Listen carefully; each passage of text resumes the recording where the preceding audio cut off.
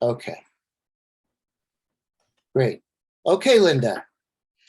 All right, welcome everyone to our 5-week Empathy Circle Facilitator training. So glad to see you all here. I want to let you know that we are recording this and all sessions for educational and promotional purposes. Wherever Bill, when we go into the breakout room, if Bill Filler is in the room, that's our leader, producer, that room will be recording. If you do not want to be recorded, you can just let the facilitators know in the breakout room and adjustments can be made. Again, so glad to see everyone here and all this interest in developing empathy skills and building a more empathic and caring world.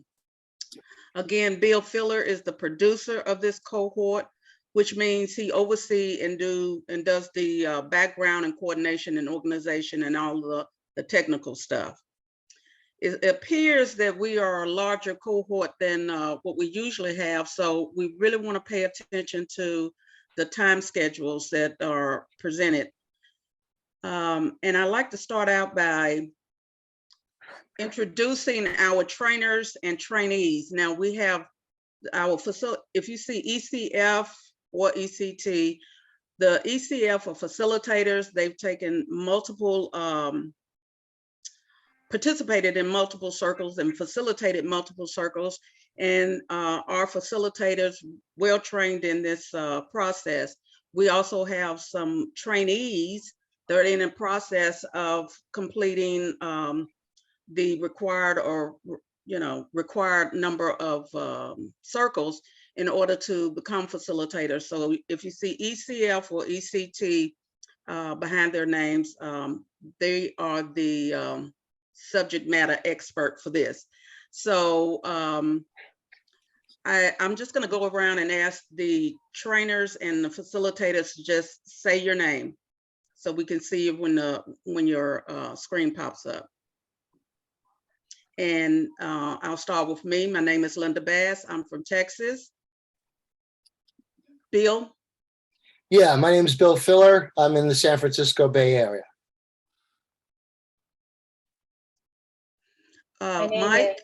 Yeah, just keep going. Priyanka? Hi, I'm Priyanka. I'm in Bangalore, India. Mike? I'm Mike Zonta in San Francisco. Dwayne? Hi, my name is Dwayne Hearn in Las Vegas, Nevada, but I'll be moving around throughout this process. Thank you. Larry? Hi, I'm Larry in Florida. Celine? Hi, I'm Celine in Oregon. Tiffany? Tiffany Mitchell, a trainee from Kansas City, Missouri. Okay, and I'm Janine. I'm actually a trainee as well in Dallas, Texas. Okay, Graham? Okay, I'm sorry, Graham. Sorry for the delay. I'm Graham from a little town in Windsor, Ontario, currently in Glasgow, UK. Okay, Suni? Muted? Okay, we'll come back to Suni. Violetta? Yeah, thank you, I'm sorry. I'm from Bulgaria, but live in Illinois, US. All right. Janine? Yes, I'm Janine. Again, live in Dallas, Texas, and I'm a trainee. Okay, Jana? I'm Jana Weiss. I live in New York City, and I'm a trainee.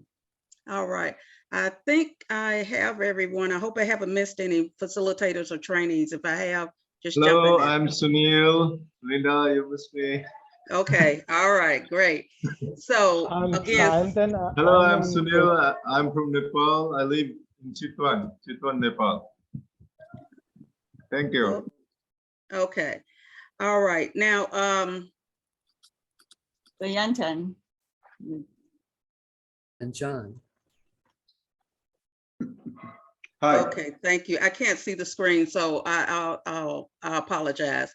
Okay, so now we're going to go to, which is probably where I messed up, but the check-in. So we're going to say our names again, everyone, participants and facilitators, and then we will just say your name, where you're from, and why you're interested in taking the training. And that's like a 30-second bite for everyone, because we're just trying to move through as quickly as we can. So I'm going to start, I can see my screen now, by just calling on the participants. And I apologize up front, I can tear up a person's name. Vida. Hi everyone, my name is Beata. I'm located in the UK, London, and I'm here because I just recognize the power of empathic listening, and I want to practice more. Thank you. Thank you. Mervyn. Hi, I'm Mervyn from UK, London, and yeah, I just sort of I'm running a meetup group in London at the moment, which is like a talk-based group around topics connected to human connection and community, and I want to incorporate empathy kind of circles in that group. Thank you. Wendy? I'm from the north of England, and I'm here because I think thoughtful speech and thoughtful listening are incredibly important. Great, thank you. Colin? Yes, this is Colin in Berlin, Germany, originally from Ireland. I am an EQ coach and practitioner, and I want to integrate empathic listening into my practice. Okay, John? Hi, John Rodriguez from Austin, Texas. I just finished 40 years in corporate security, and I'm doing a lot of work with workplace violence, bullying, hostile work environment in the workplace. So I want to bring empathic listening into the workplace to hopefully reduce some of those risks. And my company name is actually Empathic Security Cultures. So I'm so excited. Thank you. Thank you, John. Janine? And you're muted. Janine, if I'm saying Ervin Smith. Okay, we'll come back. Diana? Muted.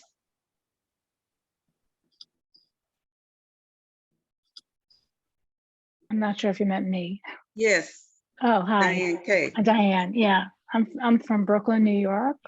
I'm particularly interested in learning this methodology and very excited about being in an international community of learners. Yes, Thanks. thank you. Kathleen? Hi everyone, I'm Kathleen outside of Chicago, Illinois. I'm an educator and a community organizer, and I have a co-community organizer who just finished training in empathy circles, and we've been talking about it a lot, and I'm interested to learn more. All right, great. Jonathan, and then Leo will be after Jonathan. Jonathan? Thank you. I'm from Vallejo, California, currently visiting in Berkeley. I want to use empathy circles as a foundation to build the community organization in Vallejo. Thank you. Leo? Leo Jacoby in Stevens Point, Central Wisconsin, USA, wanting to promote empathy circles in churches. All right. A-R-A-I-N-N. Arian? Hi, thank you. It's Oren. I'm here in Southwest UK. I'm here to hopefully, I think, yeah, this tool, especially for conflict resolution in protest and civil disobedience circles. Thank you. Crystal? Hello, everyone. Crystal Liccato. I just moved to Bethel Island, California last night, actually. Forgive my Comcast store location where I'm currently reaching out to you from. I believe empathy is the key to healing humanity and limiting our potential as a species. So I'm just excited to be here and see where it leads. Glad to see you. Thank DJ.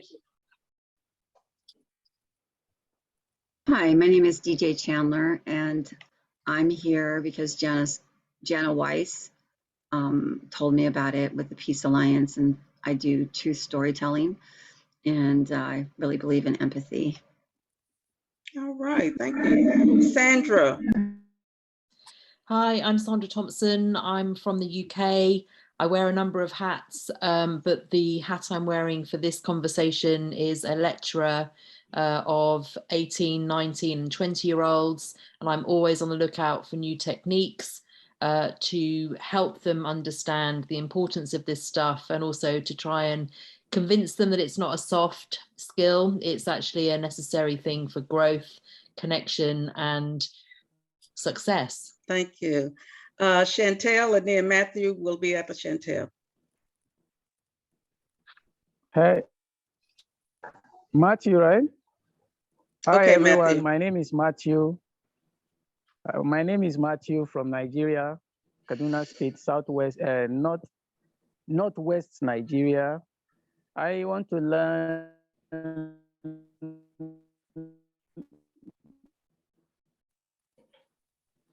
Okay, more Matthew. about empathy in human-centered design, just to improve my skill and also be an empathy ambassador in Africa. Okay, thank you. Chantel. Hi, good morning. I'm Chantel Siga. I'm from San Francisco, California, born and raised. I work in property management. I've been doing that for about 23 years. I wear many hats. And working with families, low income, you do have to have this type of training and this type of heart. So I'd like to expand on my skills, and I'm also looking to go into becoming a minister. So this would actually help me in that endeavor. Thank you. Louise? Ellie, yeah. I guess you said Luis Owarmi Lima, Peru. I'm a mediator, and I believe that empathy is key to reach consensus among multiple stakeholders. I do work with indigenous groups, with foreign investment projects, a lot of cross-cultural mediation, and I think empathy and the approach or the circles or the methodology you use is very powerful. Thank you. Thank you. Rahul, R-A-H-U-L. And then Tanya will be next. Yeah, hi, my name is Rahul. I come from New Delhi, India. I'm a therapist, and I think empathy is central to my profession. That's why I'm here. Okay, thank you. Tanya, T-A-N-I-A. Yes, thank you. Hello, I'm Tanya. I'm from Beirut, and I'm an executive and leadership coach. And for me, empathy is a language, and I'm really passionate about it and excited to participate in the circle. Renata? Hello, my name is Renato Katic. I'm from Zagreb, Croatia, and I'm here because I want to learn about this empathy, because maybe I'm a little bit lack of empathy, and I would like to learn about this empathy and to connect with the community. All right, I think I have everyone. The screen's been moving around. If I missed you, you can introduce yourself again in the breakout rooms. I do apologize. We do have a large group, so I just need to keep moving. I believe now I can pass this off to Larry. And we're going to take a look at the questions that have come up. And if you have any questions, it's okay to ask them. The only question that's come in that I'm aware of is, can we take breaks during this session? And the answer is yes. If you need to take a break and do whatever you need to do, it's okay just to, mute your screen, so to speak, turn off your video, mute your microphone, please, and take care of whatever you need to take care of. Are there any other questions?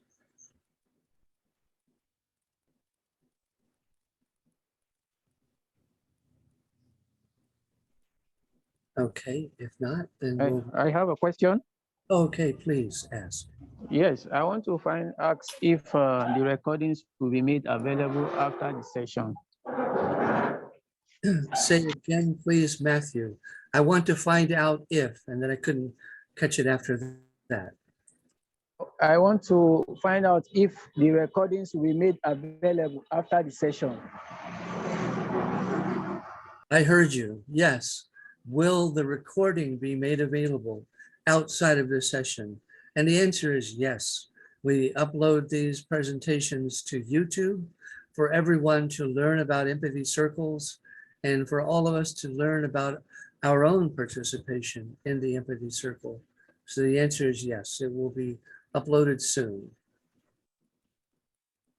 Any other questions?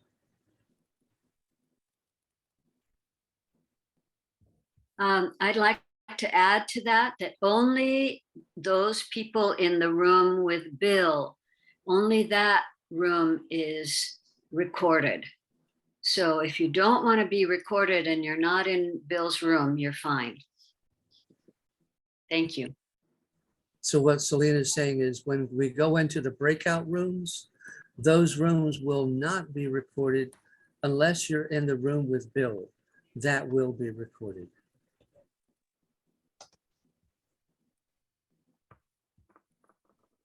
Any other questions? If not, who's next on our agenda?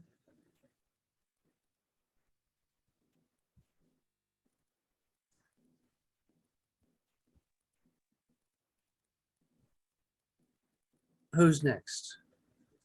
I don't know if it's Bill or me. No, Celine, I'm sorry, I'm muted. I've been You've been talking all this time, huh? talking to myself all this time. Yes, go ahead. Celine, you're up for the course purpose and objectives. Okay. Well, first of all, I'm going to say I'm going to take a deep breath because there's so many new wonderful people and I'm very excited. And I want to tell you first, the purpose of what we're doing is to create a culture of empathy. And by becoming familiar with the goals, the values, and the core structure of this process, you will be able to facilitate empathy circles as a result of this training.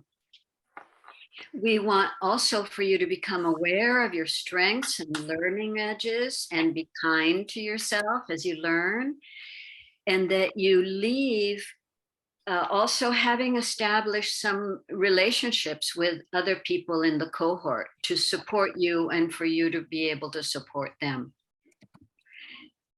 So those are the main purposes of the training. And the way we're going to do this, I'm going to tell you about the whole arc of the training. This is a training of learning by doing. So anything that you want to know that's kind of theoretical, you go to Edwin's, what is it called? bestempathytraining.com. And that website will give you all the information and videos and everything you ever wanted to know about empathy. But here in this training, we're not going to have theory. We'll jump in and do it. Today, you will be part of an empathy circle.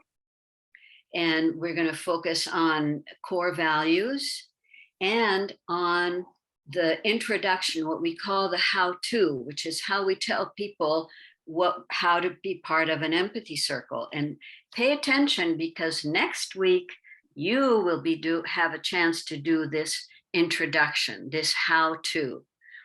And so starting next week, you'll be able to actually participate in learning how to do the circle and doing it.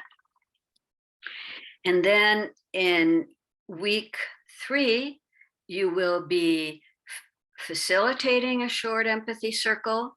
And also, if you want, you can get a little challenge, a distraction, like somebody interrupts or something like that. That's all your choice. The same with week 4, you continue to practice facilitating. And in week 5, again, we work on what are your next steps. And all of this within the context of the empathy circle.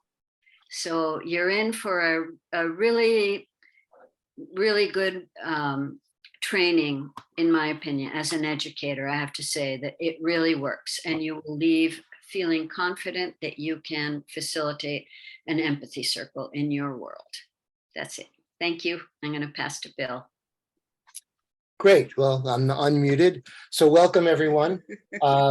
I'd want to say I'm kind of producing and coordinating, but I just wanted to say we have a really talented producer group that's been doing it for a long time, and I'm totally relying on them to carry me through.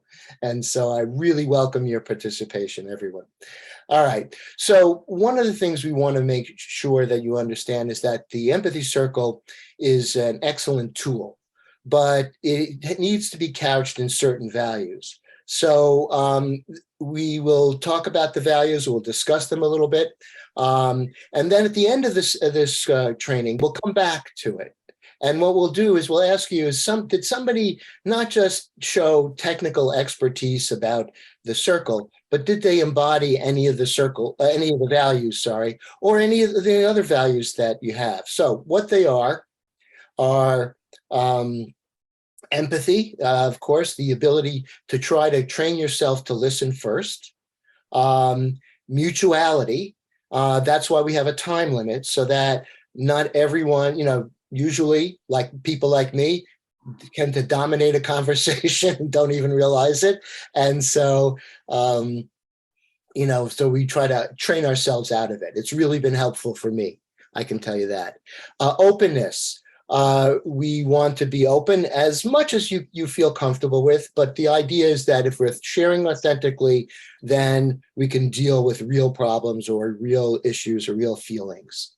And care, having a sense of what's necessary. This is a process, and we want you to get started on your empathic journey. Your skills may be low or high, you may have, wherever you are, start where you are, and then we're going to start this climb together. And that's care. And again, there's some other ones. If you look at the Edwin's values, there are many more. And so, that's fine. This is not a war of values, but you can get the general sense that we want to take care of people. We want to empower people to continue their empathic journey and to help create a culture of empathy. Okay. So that's the overview, and I hope we live up to our values. And now I'm going to pass it to Larry. Some of you were asked to fill out a Mentimeter with some of your values, and Larry will present that. So go ahead, Larry. Thank you, Bill.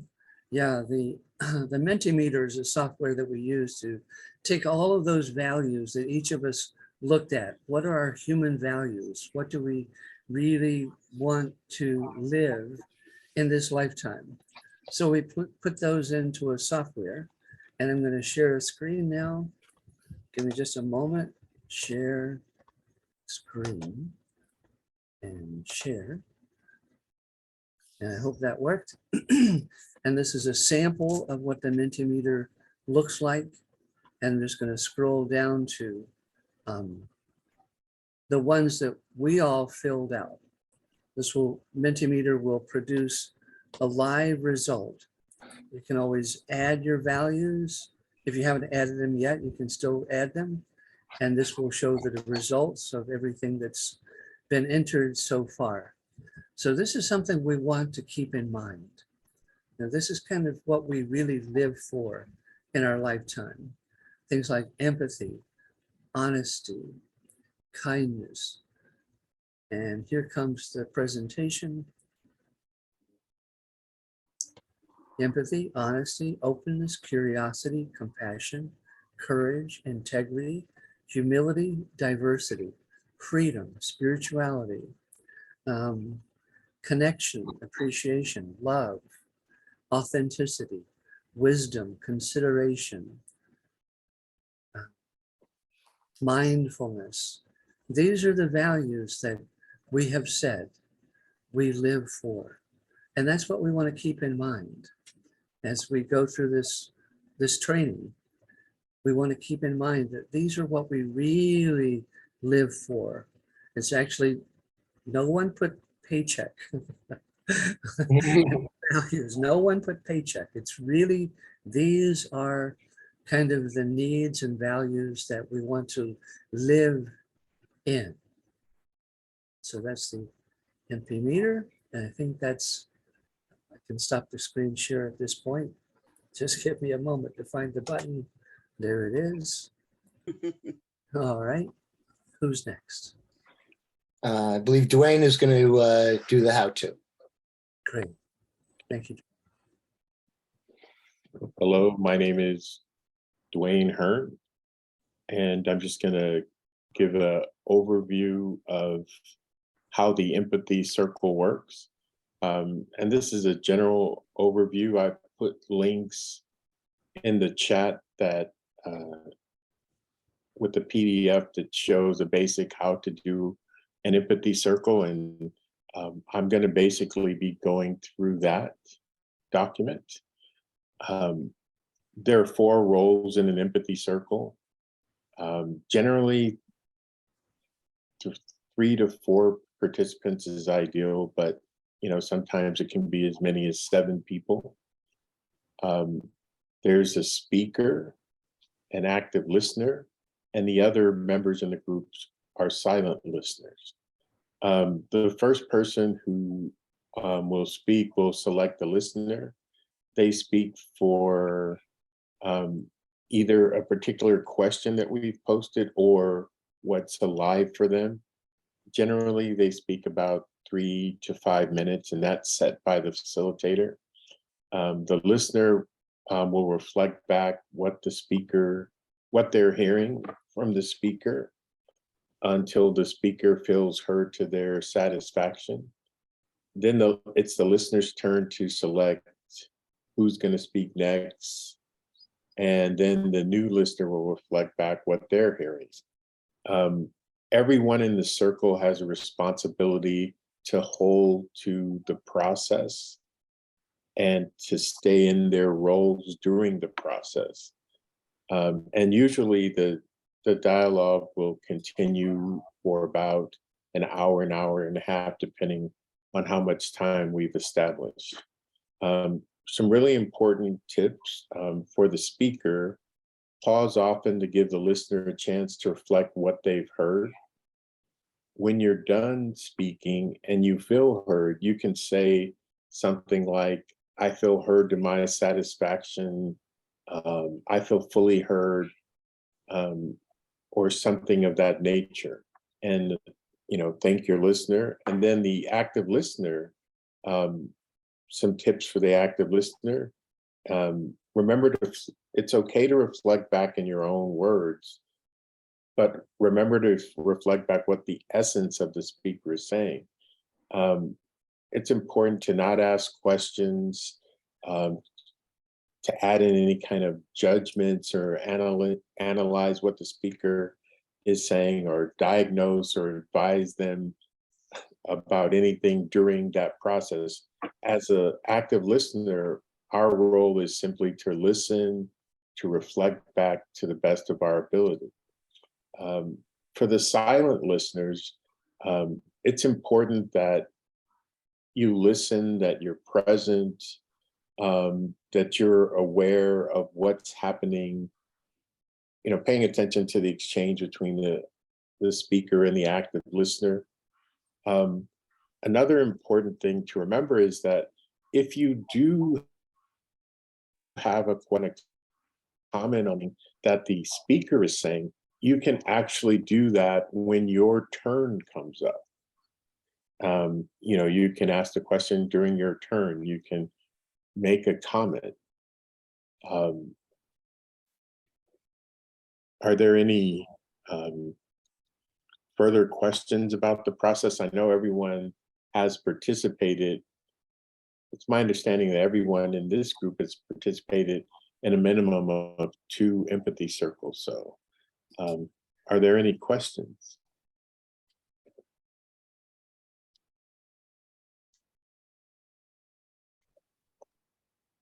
Seeing that there's no questions, as always, the best way to experience Linda this has a practice is by question, doing Dwayne, it. Sorry. We'll have an opportunity to do that. Graham, did you? I think Linda has a question. She put a hand up. Oh, Linda? Yes, not a question, but just to emphasize what you said. This is a safe space for everyone.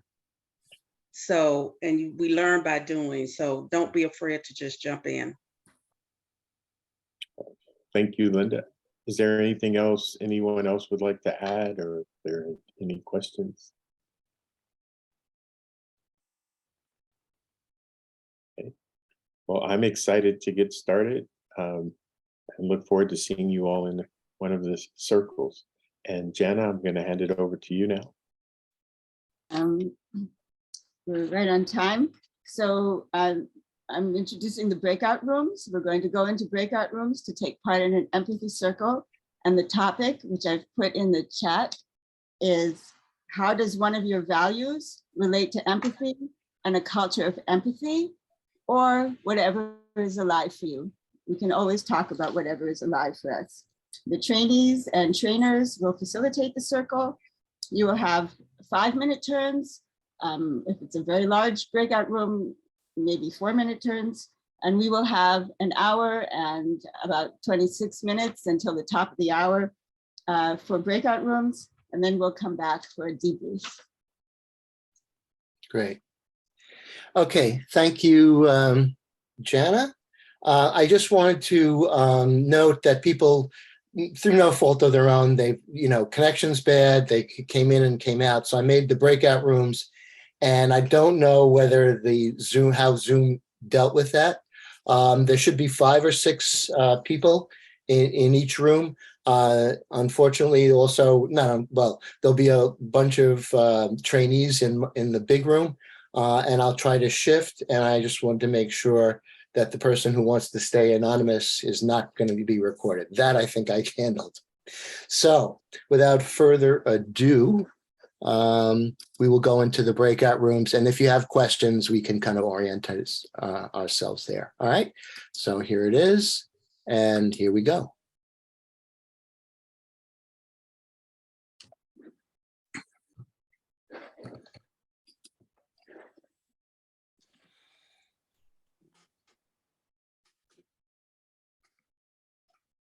Okay, I put it there. Are people okay? Slowly. I'm just going to go for a break. I'll be right back. Okay. All right. So Okay, am I a trainee or don't worry about it right now, Sally. Okay. I know I signed up for one of them, but right. All right, so we're gonna go to gallery here. Okay. All right. So we have a few late comers. And Lottie, welcome. Can you hear us? Yes. Great. Okay. Well. Good. All right. And correct me if I pronounce your name wrong. Yes. You correctly pronounced as well. Okay, good. Okay. All right. And Anna Rose, can you hear us? I know you had little connection problems. Yeah, I can hear you. My voice, it's very low. So. That's okay. We can understand it. Yeah. Okay. And Janine, I know that you had some connection. You kind of popped in and popped out. Okay. Yes, I'm here now. Thank you. And Anna, I'm getting a little feedback, so if you can mute yourself when you're not talking. Thank you. Great. All right. All right. So this is a bit of a bigger room. We'll go with 4 minutes. Okay. And we have a lot of, all right. So if you see ECF or ECT, Graham also, and Sally also, Janine, Valerie. So we have a lot of people who are very familiar with the process. So I'll just open it up to a speaker, and whoever want to be a speaker, anyone in the room. And if, and just, ask someone with another, ECT or ECF after their name, so we can kind of role model it for people who, might be a little newer. Okay, when the I have a phone here. When that is up, you'll hear a little piano riff. If you missed this, again, I have this very expensive handcrafted sign to let you know.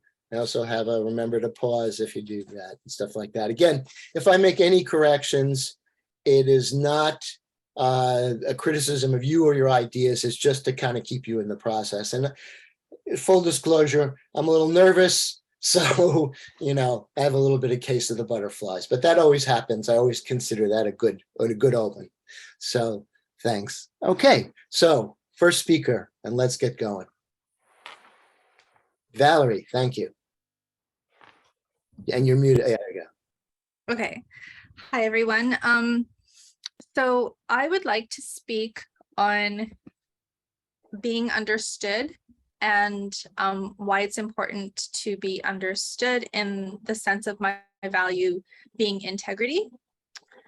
So that's one of my Mentimeter integrity things. Oh, sorry, I didn't pick a list. You're my listener, right? That's fine. You can pick anybody. Okay, I thought because we were starting, I thought you were going to be. Oh, and yeah, we have a lot of facilitators, so anybody. Okay, so did anyone hear me? Would anyone like to repeat back? Whoever would like to be my listener. Sure. Well, okay. Oh, good, great. Thank you, Graham. Thanks. I'm sorry for being so slow, Valerie. So Valerie, I'll be your listener, if I may. What you said is that you would like to talk about being understood.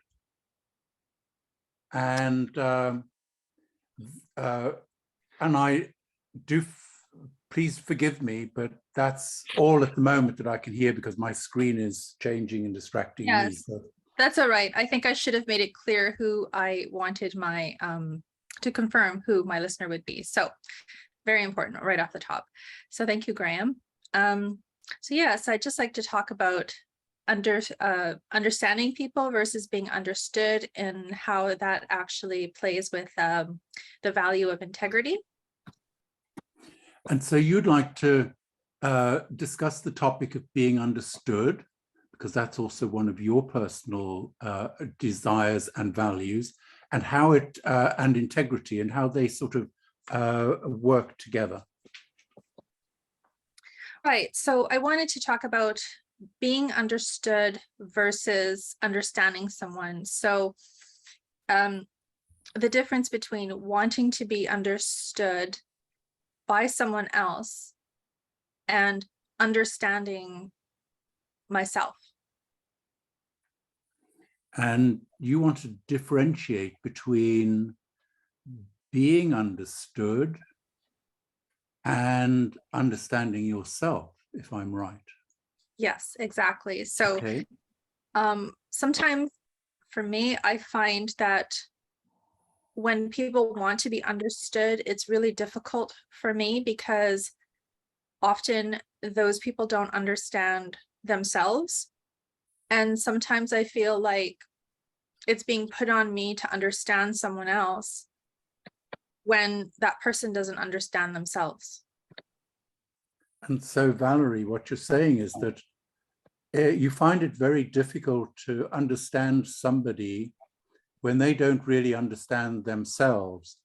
And you also use the words that you feel put on when you're actually expected to understand them, and like you say, they're not really understanding themselves, or it doesn't sound like they understand themselves. Well, I don't think any of us really do. I think that's one of the tasks in life. One of the sort of parts of our journey is to discover ourselves and to understand ourselves more. And I think that we can have self-empathy towards ourselves in the admission that we don't understand ourselves, and then not put that onto someone else to expect that it's other people's job to understand us. Right. And so you're saying that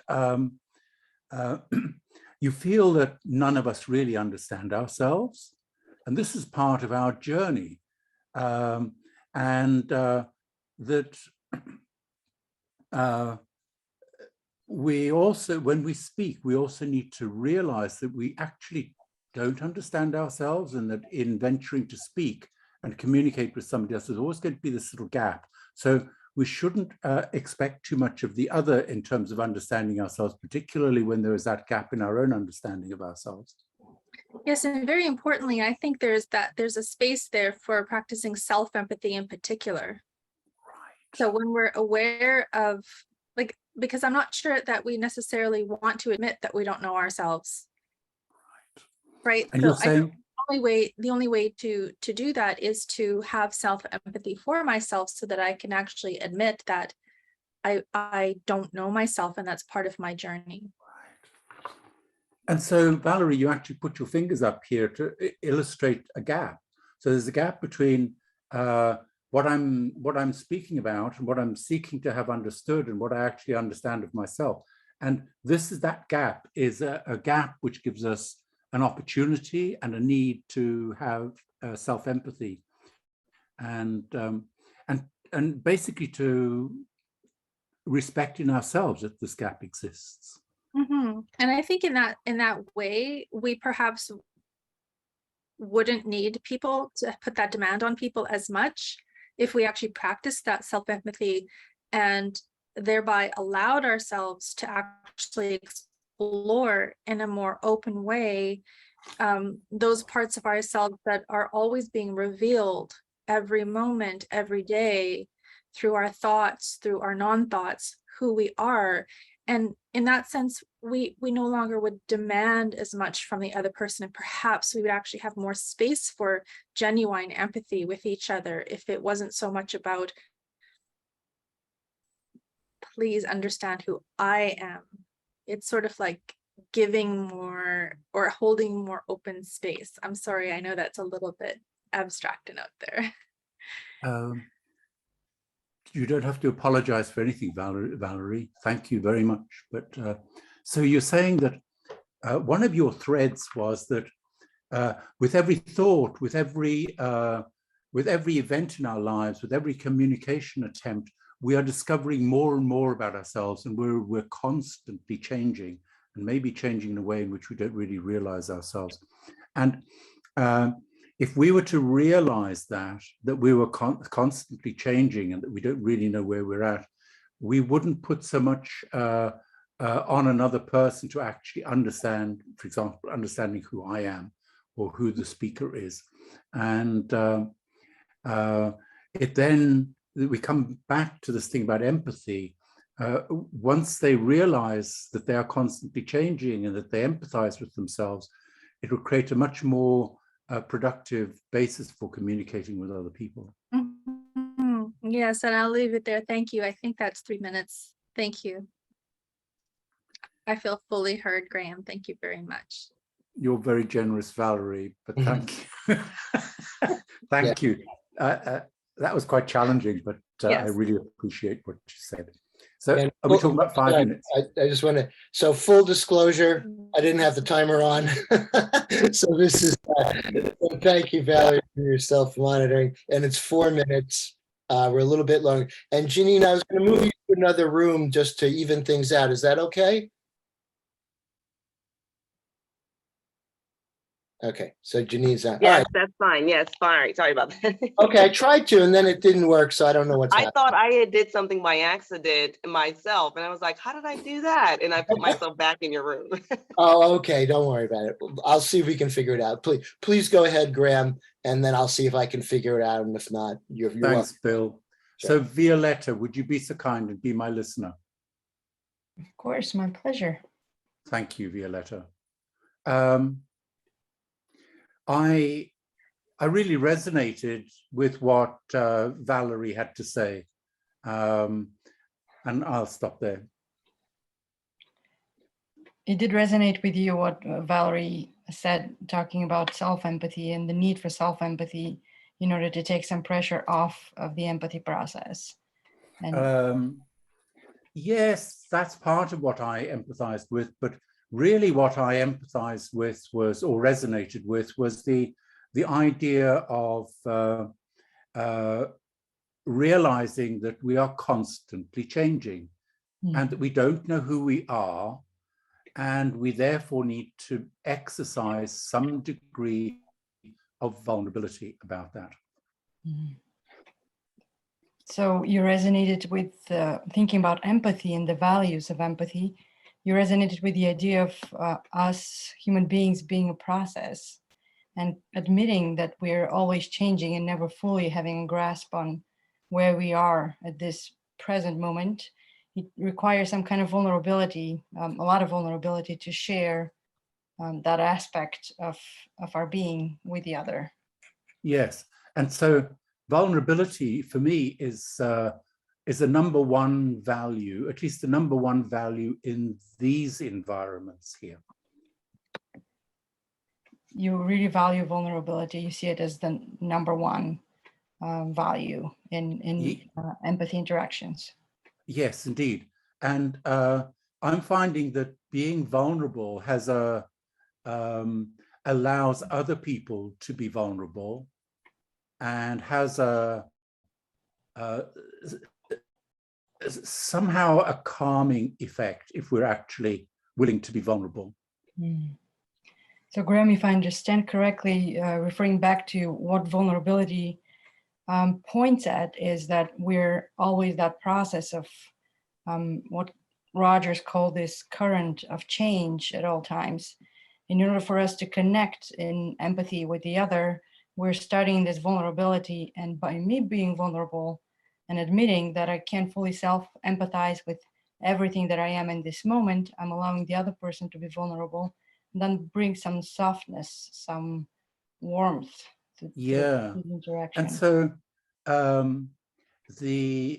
yes, and exactly all of these things. I mean, you bring about softness and warmth, and you're helping me to understand who I am. You're helping me to understand what I mean by vulnerability.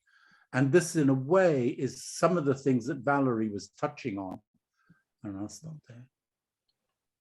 In this very interaction that we're having, some of the words that are arising in me as I hear you are resonating with you and are helping you understand in your process of self-empathy what is it you meant by vulnerability, which does reflect your own interaction with Valerie a little bit earlier. Yeah. And but probably this overall magic of Yeah. empathy that we're all.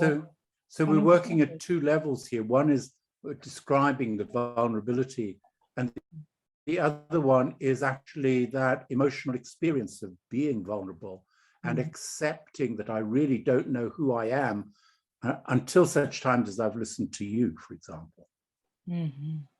So one aspect of that is just to name vulnerability and to talk about it. And the other aspect is to experience it and to allow yourself to be vulnerable. And then it's a different type of knowing that follows. Yeah. And it's this whole thing of realizing who I am as I interact. So it's every time I interact, I learn more about myself.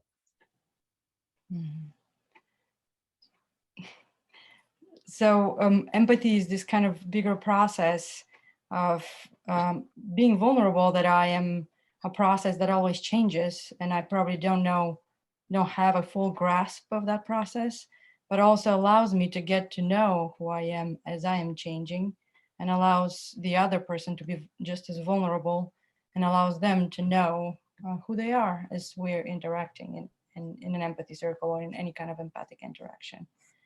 And Violetta, thank you very much indeed. That exchange was very stimulating and I really appreciate it.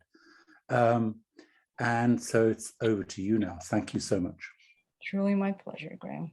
Very nice meeting you. Okay, Menlati, would you be able to listen to me today?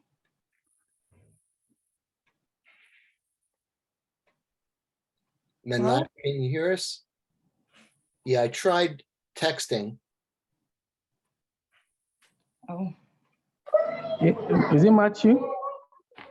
No, but that's okay. You can pick someone else, Violetta. You can pick Matthew. He's Okay, good. Matthew, would you be available to listen to me today? Matthew, you are selected. I'm available. Great. Okay, thank you. Thank you.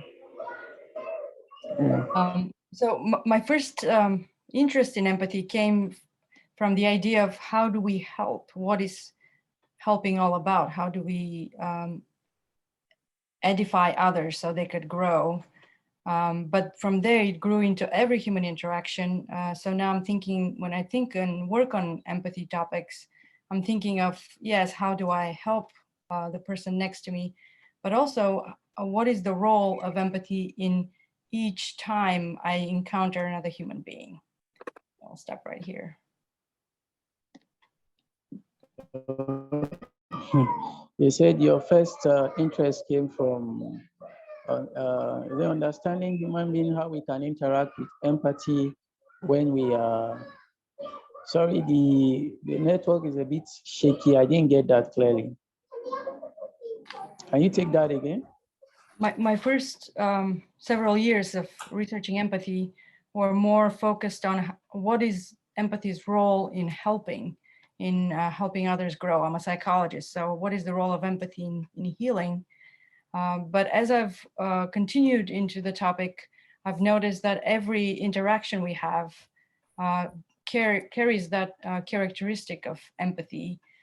So currently I'm exploring more what are these minute, sometimes, aspects of empathy that are part of our everyday lives. Is that helpful? So you said your interest came from empathy because you are in psychology. You want to know how you can use empathy to heal and then to move into other areas also? Yes. Okay. The reason I'm part of the empathy circles movement is that and the whole culture of empathy is that I believe it pertains to every daily interaction I have with another human being. You said the reason why you are part of empathy cycle is that you want to use empathy to be part of your daily life as you interact with other human beings.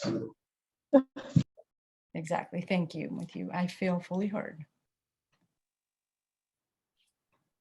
Okay, you feel, okay, good. You had more time, that's fine. Matthew, it's your turn to speak. Pick a listener.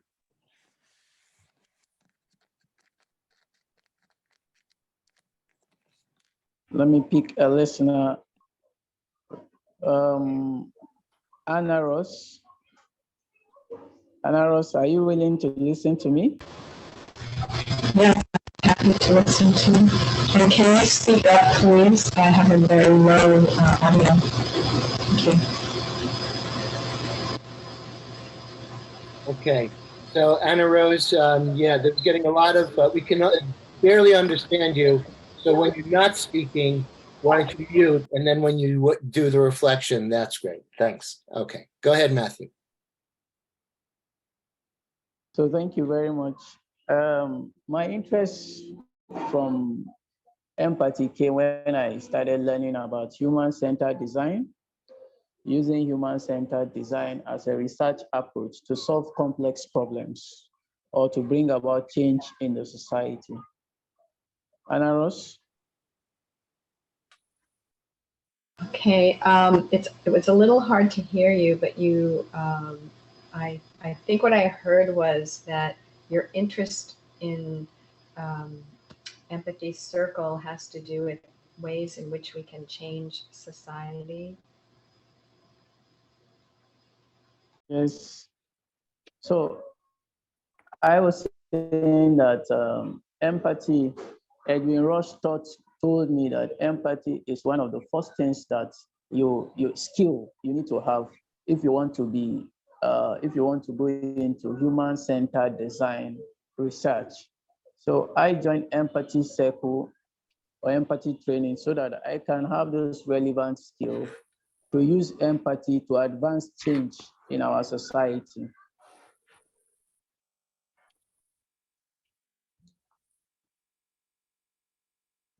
So I'm hearing that your interest in empathy is mostly in ways in which it can help to change society. So part of the core value of empathy, which I think I like most, is mutuality, because mutuality has mutuality has knocked off selfishness in the society, where we strike a balance in our relationship. So I love the idea of mutuality when you are talking about empathy.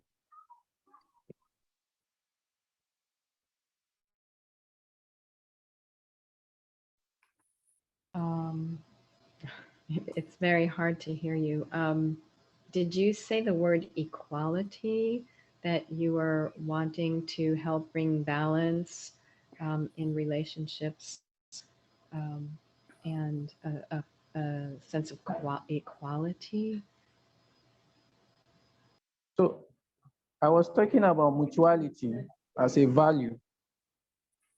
Mutuality as a value. I think I like mutuality because it helps us understand that if we must create change using empathy, then we don't have to be self-centered. You have to look beyond yourself. You have to go beyond your feelings.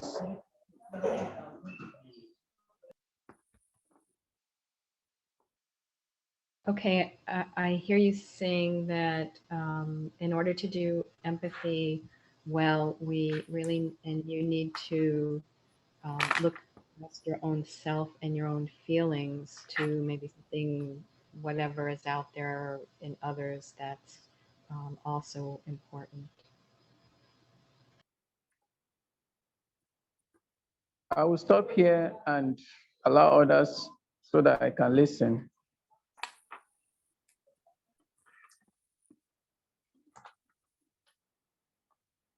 Okay, I didn't hear that at all. Can you say that again? I'm sorry. Okay, so I said I will stop here and allow other listeners to speak while I listen. Thank you. You said that while you were talking, you were allowing others to speak, and I'm not really sure what that meant. I'm sorry. And I realized that what empathy cycle will help you achieve is to help you be a good listener.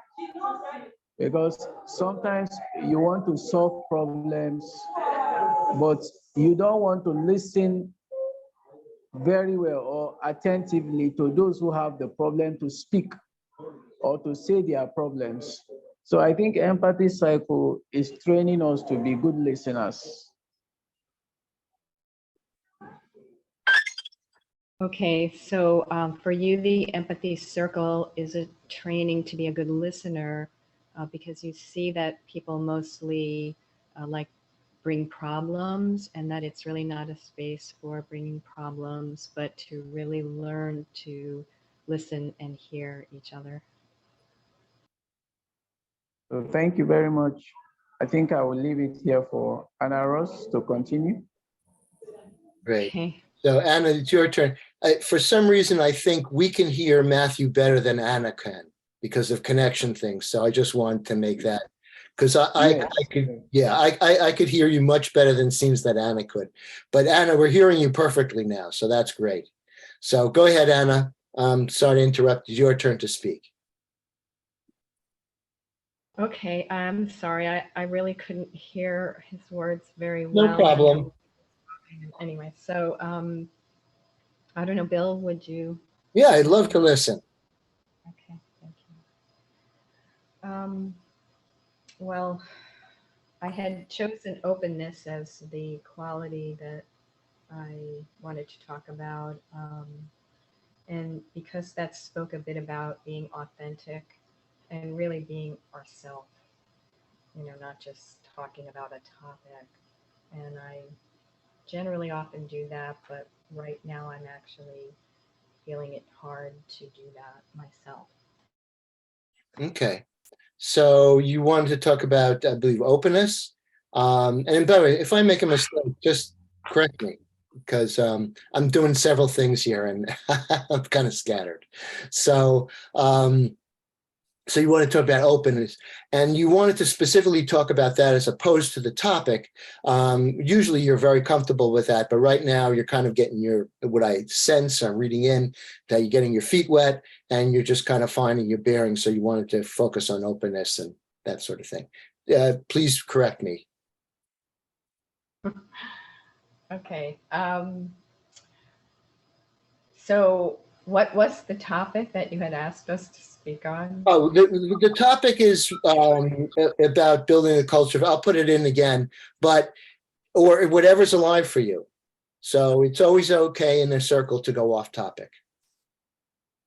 Yeah, I know that. Okay, so what I was saying was that normally I value the sharing authentically. For me right now, I'm under an immense amount of pressure and stress, and I'm feeling like I'm not in my normal mode of just speaking authentically. It's actually very hard for me to be here at all. That's what I was really saying. Okay, so that normally speaking on a topic is not a problem, but you're really under a lot of stress right now. And so you're finding that it's hard to do that. So you want to focus on, you know, and narrow the focus a bit.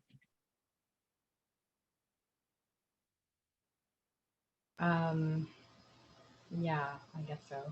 Okay, well, if I didn't get it, that's fine. No, it's okay. Yeah, that was just the one openness that I guess find Okay. to be the most value to me. And I'm having a hard time just actually expressing it rather than talking about it. And that's just because of my stress and the difficulty with the being able to hear clearly. So you wanted to talk about openness, and that's due to your, rather than broadening it, it's due to your stress. And that's because you're having some issues as far as hearing everybody.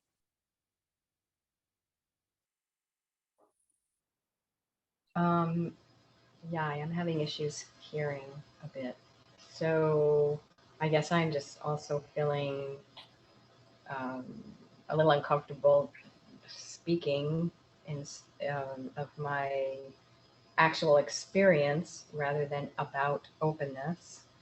I'm just having a hard time focusing just because it's a stressful situation as I'm trying to focus on this. I have stresses that are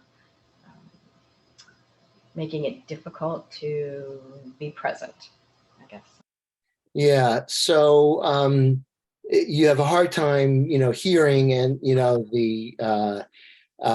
and so you're stressed. You know, it's very stressful, and you can't hear people that well, and so that's creating a lot of stress for you.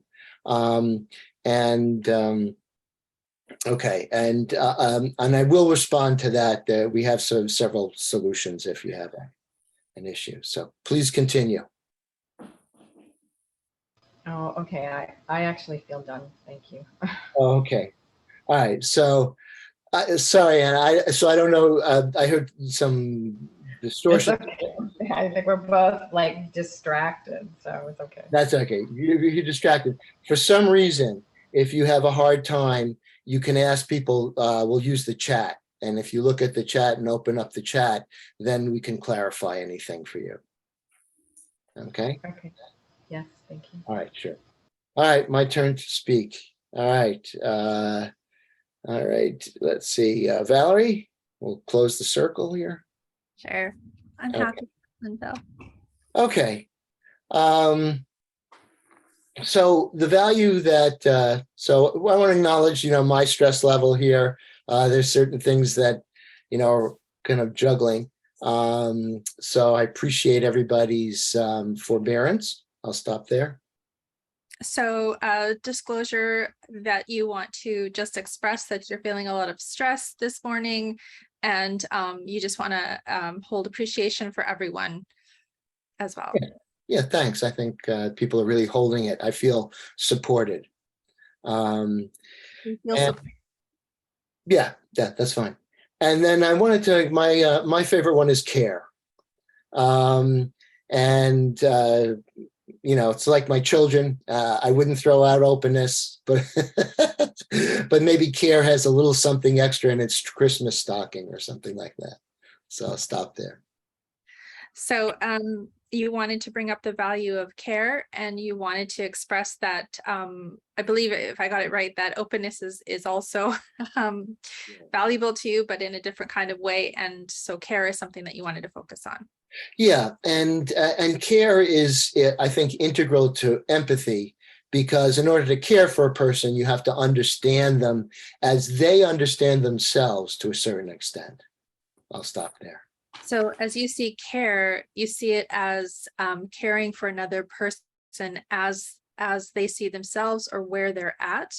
Mm-hmm. So yes. Right. Again, I'm a retired special education teacher, and one of the great things that I always listen to from my social worker friend, he always said, meet the client where they are. So as a retired special education teacher, you're wanting to share this, your friend who's a social worker and who always talks about the importance of meeting the client where they are at. Right. And from there, then an authentic conversation can be had. So when we meet people where they are at, then an authentic conversation can happen when we are in that awareness of understanding or evaluating where they are at. Yeah. And I find the value of empathy is kind of sprinkled through that. So first, if I'm going to be empathic, I have to be open to what the other person is feeling and make an attempt to understand it as they do. I'll stop there. So empathy comes into this in terms of if we want to care and we want to meet people where they are at, then we have to practice that mutuality, and part of that mutuality is to be able to appraise where someone else is at. Right. And then beyond that, once we do that, then care also demands a certain amount of action, sometimes inaction, you know. But you know, sometimes it means we hear them and people want us to respect their boundaries. And so we honor that. But there's some action that goes beyond the empathy. I understand now, what am I going to do to show you that I care? I'll stop there. So you're wanting to acknowledge both action and inaction. Sometimes a person might have boundaries, and we need to respect that. And at other times there is some actionable, something that I can do, for instance, that shows and demonstrates that I care. Yeah, thank you. I feel fully heard. I want to acknowledge that Anna was having some problems, and so she dropped out. You know, we hope to see her again. And so thanks. Go ahead, Valerie. Thank you for listening to me. Thank you. Okay, Violetta, would you please listen? Of course, I think we closed the circle. Do we continue with the second circle? Yeah, we keep on going around. Okay. And then it's nice to mix it up sometimes. That's fine. There's no, you know, hard and fast rule. We like to get everybody involved as much as possible. That's it. All right. Mm-hmm. I'd love to listen, Valerie. Okay. Well, yes, it's too bad that Anna dropped out, because what she brought up was really resonating with me in terms of openness. You're sad. You're expressing some feeling that I would call sadness at this point that Anna dropped out, because she was talking about openness and it really resonated with you. Well, I don't feel sad, but I do think it's unfortunate because I wanted to share some thoughts, which I will do now. Okay. You would have loved for her to hear the thoughts, but you will still share them with the rest of us. Yeah, so I was reflecting on what Anna had to say, just in terms of what I was talking about earlier, and having self-empathy and then having self-empathy for another person in that exchange.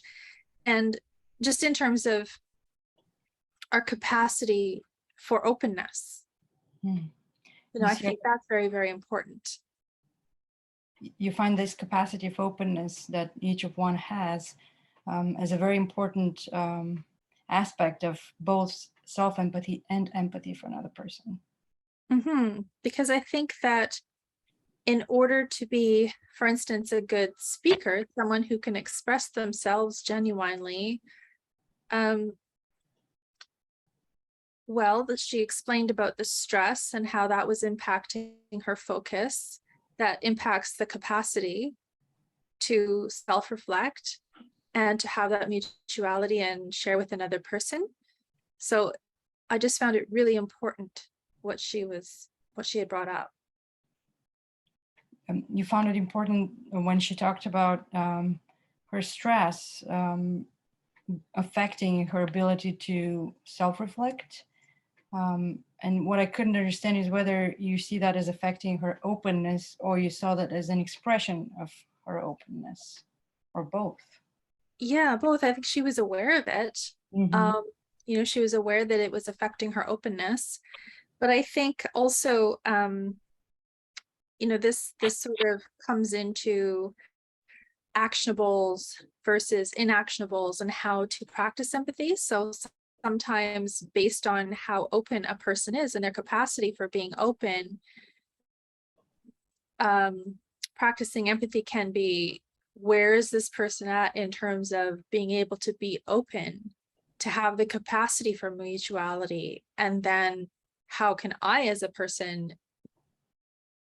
in that sense practice self-empathy and empathy for the other person, but not so much in an exchange with them because they might not have the capacity, but just to hold empathy anyway.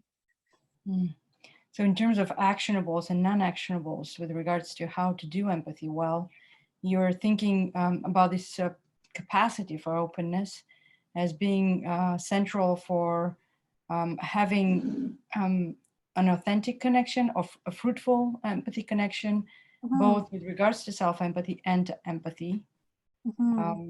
For example, sometimes I might not be capable of a lot of mutuality, but it will be an expression of empathy if the other person still can hold space for that maybe momentary incapacity of mine. Yeah, and I think that's part of the growth in terms of how I practice empathy, because if another person is not capable of being open, then do I drop out of my ability to be empathic with them and say, like, you know, this person's not cooperating? Or can I have self-empathy towards myself in that moment and realize that they are expressing where they are at, they are communicating, there is a mutuality there. It might not be what you expect, but this is where they're at. And to hold empathy in that way. So maybe what I hear is that the difficulty with mutuality is in this place where maybe I don't have the capacity to be open right now, but does that mean that my listener should give up on empathizing with me, or by me expressing that lack of capacity is making our encounter all that more mutual, when I'm capable of saying I'm not capable of openness right now. Yes, thank you very much. That was wonderful, Violet. I feel fully heard. Thank you. Oh, you're more than welcome. Okay, Graham, would you be willing to listen to me? That'd be my pleasure, Violetta. Okay, thank you. I've been, as a therapist, I've been thinking a lot about to what extent, when I show empathy to the other, to what extent is it just enough to allow them to express themselves and just be where they are, and to what extent should I be becoming a part of their narrative in order to be fully empathizing with them. And so, Violetta, you're wondering, the background is that you're a therapist, and when you're with a client, you're wondering to what extent you should actually participate in their story, be part of their story, such that you can actually empathize with them. Beautiful, yes. For example, I have people from various religious backgrounds. I have teenagers that play video games, and I'm not a video gamer or any kind of a gamer. So for me, there was this threshold in which I had to choose whether I immerse myself in that narrative in session, but also out of session, or stay as a neutral listener and a reflector as we're talking in session. And so you're citing two examples, people of different religions, and also, for example, younger people who are into their video games. And and these are two different worlds for you, at least you're suggesting that.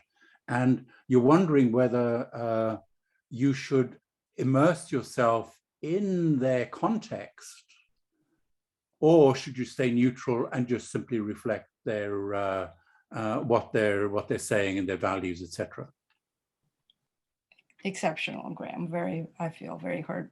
I would make next step to say that over the years, I think I discovered that I cannot be a fully attentive listener without immersing myself in that narrative. So I have started learning about these religious backgrounds, and I've started exploring different video games. So this is my conclusion, that I can be fully present to the other without having some first-person experience of that narrative. And so you've thought about this for a good while, and we're talking more of years rather than just days. And you come to the conclusion that you cannot be fully present for the clients that you're with unless you actually experience their world in the first person. Excellent. Yes, I feel fully heard, truly fully heard. Thank you, Graham. Thank you, Violetta. Thank you very much indeed. Matthew, would you be so kind and be my listener?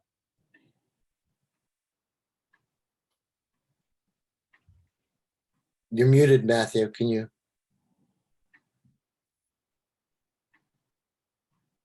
Osu?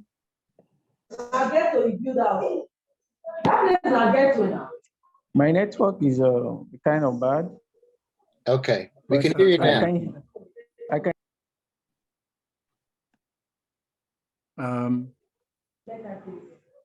So Matthew, I'm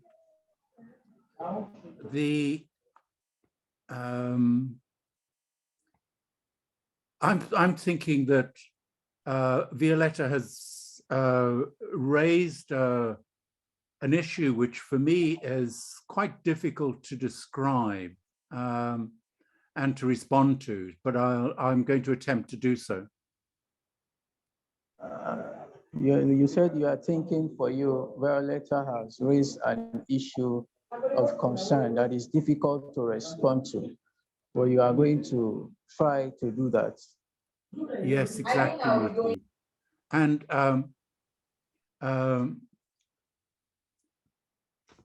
I attend a rehabilitation center as a volunteer, as an alumnus actually, but as a volunteer.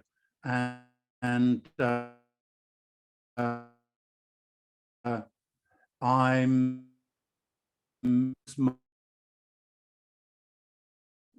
talking to.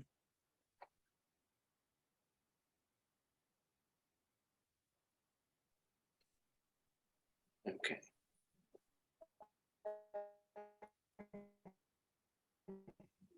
You, can you hear me? We can hear you now. Yes, Graham, you broke up a little bit. Can you hear me? Yes, we can hear you. Yes, I also. can now. Yeah.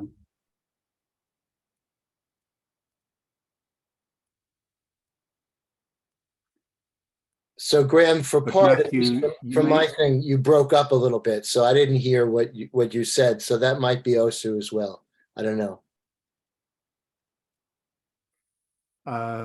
We have the same problem, Bill. So Matthew comes on, but then he gets cut out very quickly. Okay. So can you hear us, Matthew? Osu?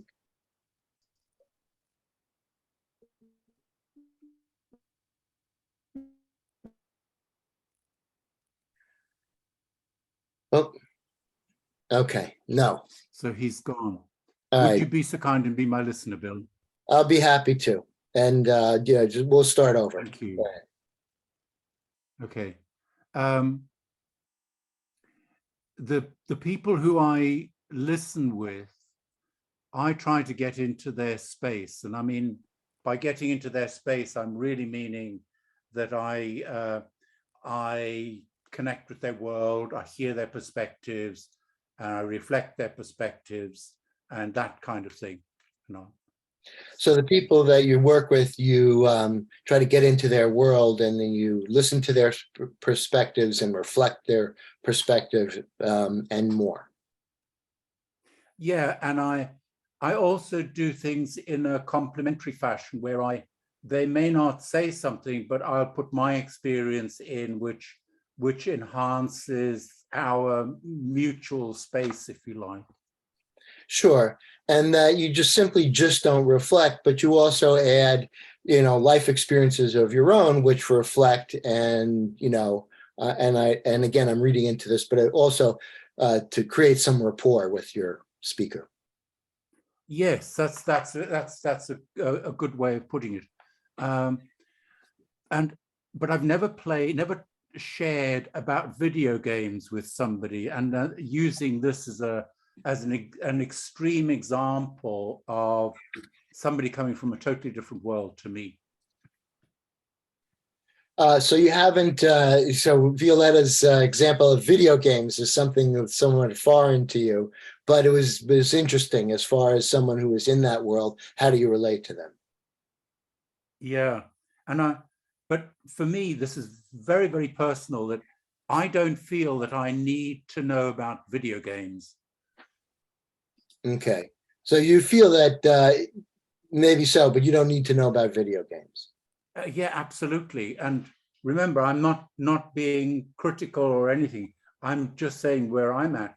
And because I feel that all our basic feelings and all our needs, no matter what our religion, what our gender is, whether we play video games or whether we climb trees, as I used to do as a kid,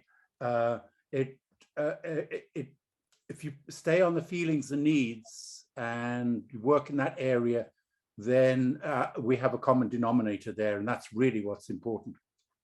Yeah, so you're feeling, though, even if you don't share certain experiences with someone, if you try to basically sense their feelings and needs, that's an area of common, communication. It's a common denominator, as you said. It's absolutely a common denominator, and I find this with.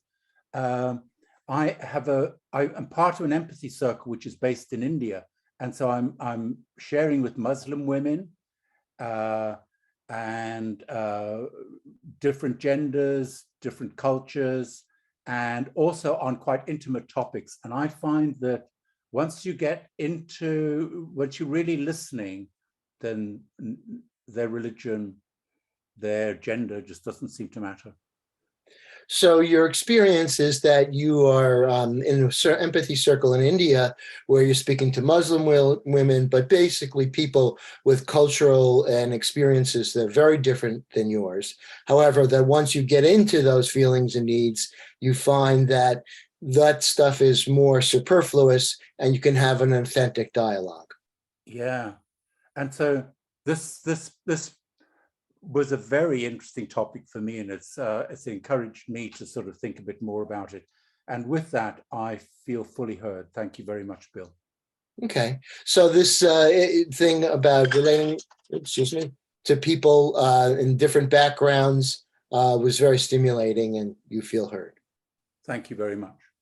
Okay, all right, and I guess Matthew or Osu, because he's been presented as in the email, Osu, is having connection problems, and he's coming in, so we'll probably let him in, and if he does get in and he gets a good internet connection, if it's okay with everyone in the group, I'll try to give him a chance to speak while his internet connection is good, so he has, you know, has a chance to speak and can be heard, because he deserves it too.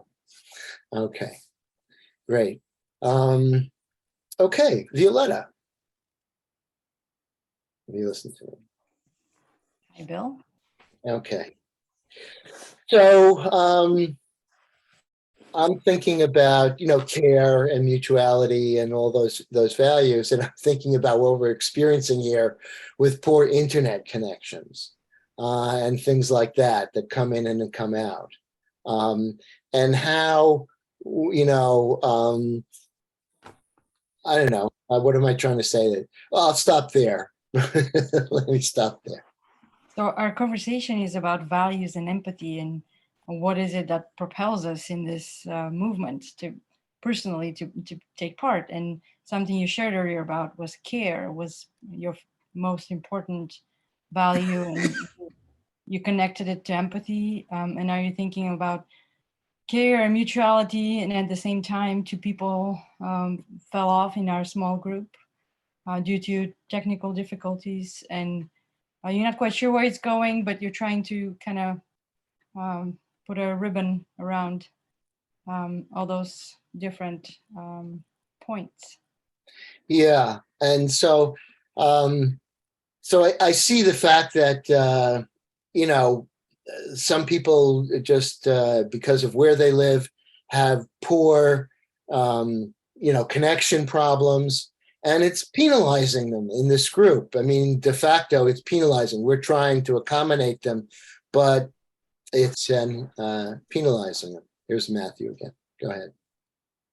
So because this group is based on Zoom and it's connecting us via waves and different technologies, it's penalizing, it's punishing those that maybe live in less favorable circumstances and have poorer connections. Yeah. So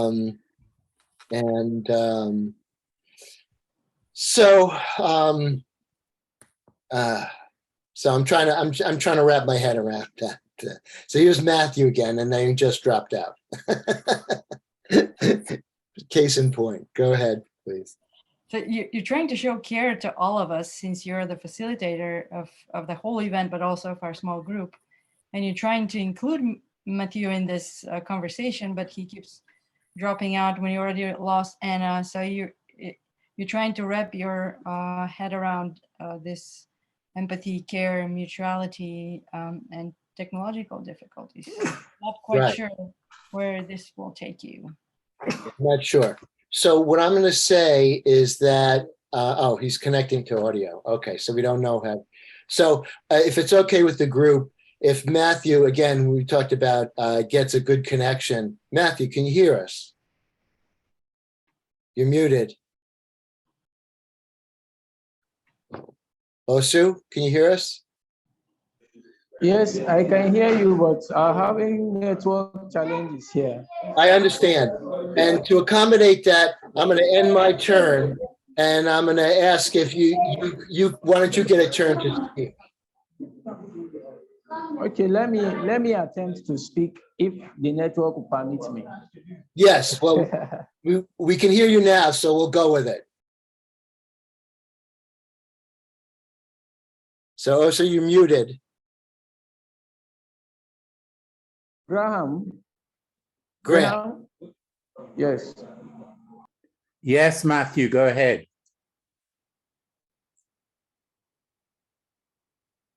You're muted.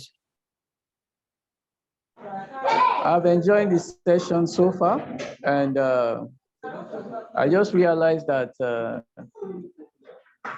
empathy can be developed properly through listening. You have to be a good listener for you to have a breakthrough in empathy. Over to you, Graham. And so, Matthew, what you're saying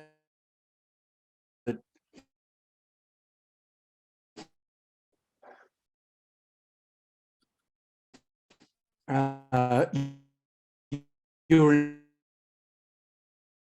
enjoying this so far, or empathy you really.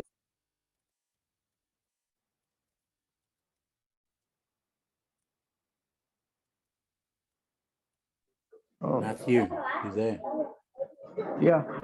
So I like what Valerie was saying earlier about self-empathy, about trying to understand yourself, about discovering who you are, learning to empathize with yourself. But I think we can build a very strong community of empathy when we learn to be patient with one another. Patience is I think maybe it's not so you part cut of out our there, value. Matthew, Can you hear me? so you cut out there. I'm cut out. The kind of thing that I heard, so this is valuable from technical reasons. The kind of thing that I heard is that you liked what Valerie had to say, where we don't really understand ourselves, and so we need to apply self-empathy as part of our communication processes and as part of our empathy for other people. Yeah, thank you. You did well. And so I am saying that part of what I think in my own thinking can be included as a value in empathy is patience. You need to be patient with yourself enough to deal with yourself. You need to be patient enough with people that you are dealing with. I think that is a strong value to reach out to people. Thank you very much, Graham. And so, Matthew, what you're saying is that based on some of the things that you've heard here, particularly the thread that Valerie raised, that is that patience is very important. You need to be patient with yourself, and patience is maybe a variation on self-empathy, but you also need to be patient with other people so that the whole process can be effective.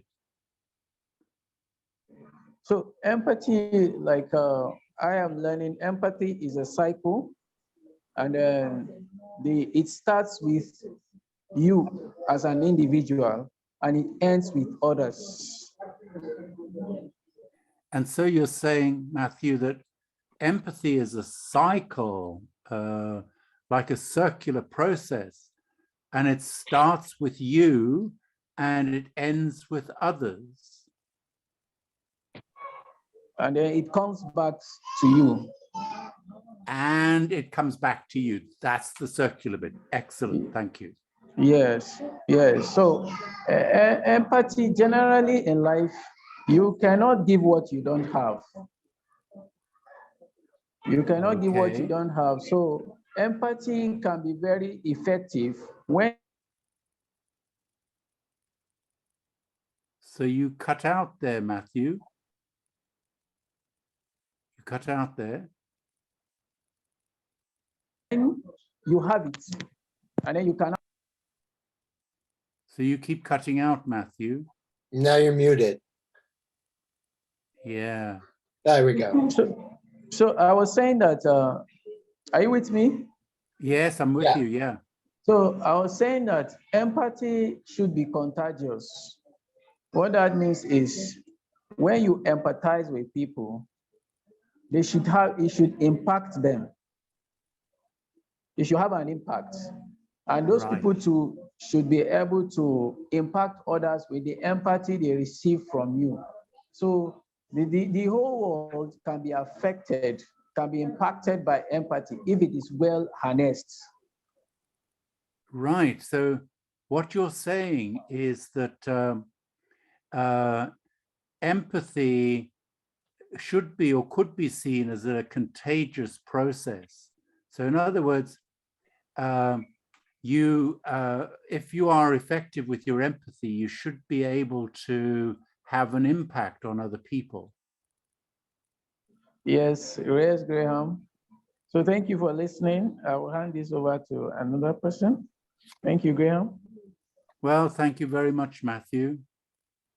So I would like to apologize for the fluctuation in network, please. Well, it would be nice to hold you responsible for it, Matthew. But no, it's not your fault. Yeah. Yeah, your network may be lacking, but not you, Matthew. You're not lacking at all. Yes. Thank you for empathizing with me. Sure. We understand. Thank you. So, Valerie, I'm the speaker. Could you be my listener, please? I'll be happy to, Graham. Thanks, Valerie. Yes, I find this an exciting topic because there are so many aspects which are all interwoven. You find this topic exciting because there's so many different aspects that are really interwoven. And by this topic, I'm thinking that you're referring to like the values and everything that we're talking about here. Yeah, exactly. So thank you for elaborating on the topic. I like that. And the kind of observation I'm making based on some of the things that have gone on here is that empathy itself is not really a tangible phenomena. I'll stop there. So what you're gleaning so far is that empathy is not something tangible. It's a byproduct of all sorts of ways in which we behave with other people. So it's a byproduct of all sorts of different ways that we interact with people. Yes, and you cut out there slightly, but I get the idea. It's a byproduct of the way in which we interact with other people. And for example, we need to listen with care, just as an example. So just as one of the examples of these different aspects is that, or these different byproducts, is to listen with care. Yes, and we need to immerse ourselves in other people's narratives. And that we need to immerse ourselves into other people's narratives. And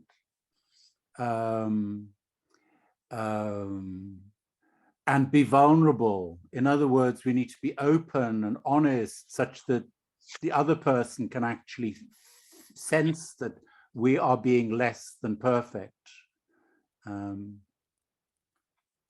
Right. And so what I'm sensing in there is that you're saying that when we are vulnerable, then the other person can sense that we're being genuine and that we're not sort of being uncomfortable in any way. And that kind of sets a space. Yes, that sets the space, that defines the space. So in other words, it's our behavior about how we approach that space, which is will soothe the other person, will make them feel comfortable, will relax the stress level in the group, all this kind of stuff. Mm-hmm. So the level of comfort will be raised and the level of stress will be reduced. And in that sense, the space will be open. Yes, exactly. And I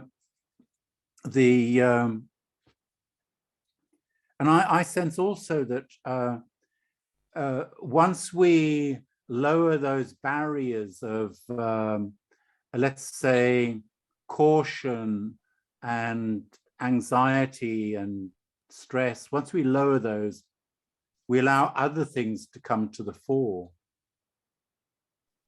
Right. So when we're actively allowing or being observant of how much anxiety and caution is in this space.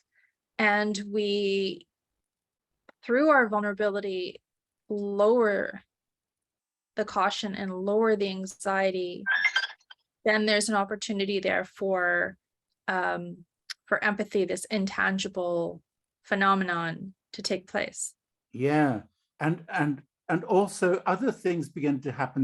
The other person begins to connect of their own accord because they're excited by it. They feel trust, an atmosphere of trust, and so you begin to change the whole atmosphere of the two who are talking, or the group, and all this kind of stuff.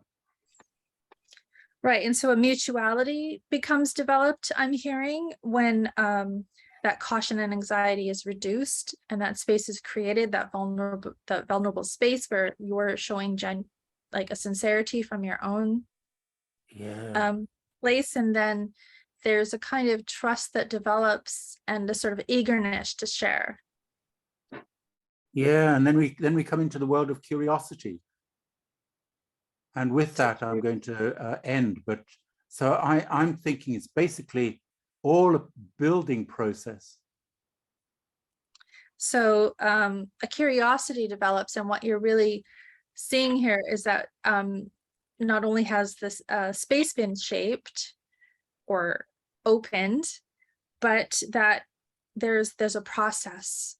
There's a process to have that patience and that sincerity and that mutuality and that vulnerability, and it's all part of a process. It's not something that we just sort of like instantly have empathy, but to have an awareness about those particular sensitivities. And with that, Valerie, thank you very much indeed. I feel fully heard. Really appreciate it. Thank you. Thank you, Greg. I want to listen to Valerie. Valerie. Okay. So Bill, would you please listen to me? Okay, I just want, Matthew asked if he wanted to listen to you. Is that what he said? Oh, I'm sorry. I thought he just said he just wanted to listen. Okay, yes, Matthew, please, would you like to reflect for me, please? Yeah. Okay, sorry. I thought you said you just wanted to listen. No. Okay, I apologize. That's a little bit shaky on my end for the internet. So I'm very happy if you would listen to me. All right. Oh, yes, because we haven't actually had the opportunity to speak yet together.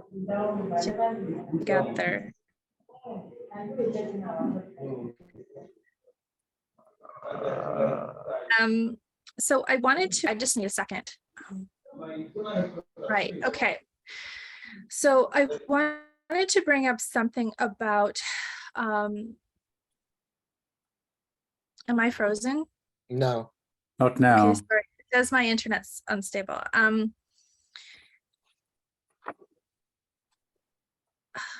wanted to bring up something about, sorry, I'm just having difficulties bringing this up because this was so recent something, and a lot of what we said in this group has kind of resonated with me in a sense that I think is important to share. So I'll just stop there for a second. Okay, you said a lot of things that were shared in this group has resonated with you, and you want to bring up something to share with us. Mm-hmm.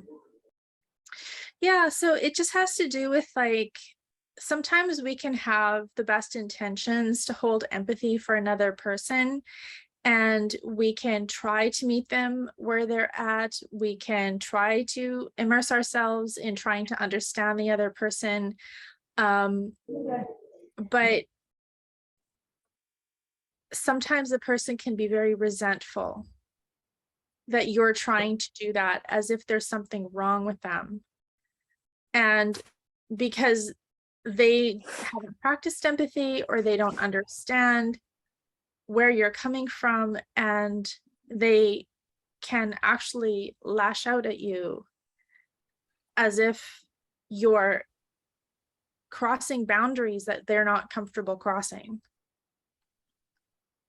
So you said as an empathy specialist, something like that, you have the best intention to reach out to people, to empathize with them, but they are very resentful, and the response you get is negative. They lash out at you as if they are trying to be, you are trying to get into their privacy, and they don't seem to understand what you are trying to do, trying to empathize with them. Yes, So exactly. something like lack of trust. Yes, exactly. A lack of trust. And it can be so hurtful and so painful. Honestly, like I'm kind of even pulling back the tears right now, because not that I should be so sensitive about it, but when you have just a space to want to share empathy and try to understand someone, I think it's just a little bit painful when, like what Graham was saying about, I'm sorry. What Graham was saying about the children, you know, and you just want to relate to other human beings on that level of mutuality and trust and empathy, and it's just kind of thrown back in your face, and then you have to question like how to be empathic and reassess and reevaluate everything that we're learning in this process. It's not necessarily mutual. And that's when self-empathy comes in, and holding empathy for that person regardless of where they're at. I'll just stop there. So you actually expressing your feelings where you try to empathize with people, a feeling of rejection. How do you deal with rejection where you try to empathize with people? How you feel when you try to reach out to people and then you are being rejected? It's not an easy experience to go through. Yeah, exactly. I think when your heart is open with empathy, sometimes you have to sort of understand, like meet that person where they're at. I think that was very important what was brought up, because for me, like with this empathy circle, I completely immersed myself in it, and I was so vulnerable and wanting to share that experience, and yes, feeling that rejection of me as a person, even though it didn't really have anything to do with me. So anyways, yeah, just learning a lot as I go, just in terms of like the different ways that we can practice empathy, and it's just not necessarily mutual, and it's not necessarily that it's going to be reciprocated. It's not necessarily that the other person's going to have the capacity for openness, and just taking all those factors in terms of how we understand what empathy is, and just the space for it is just massive. It's not just about the exchange that I intend between myself and another person, but it's like it's beyond. It's really far beyond me, and I will end there.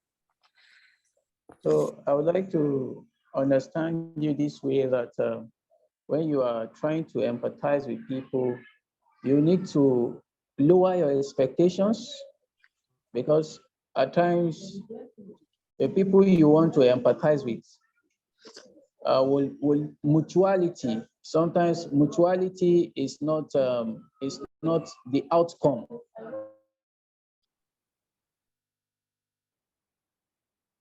Yeah, it's not the process and it's not the outcome, but that doesn't mean you can't practice empathy. You know, you can hold empathy from a distance. You cannot, That's okay when you too. expect, you give to people, So empathy, you are trying to say that empathy, well, is you need to understand when you are getting that response, you need to understand that there are people that will not give you the same thing you are giving.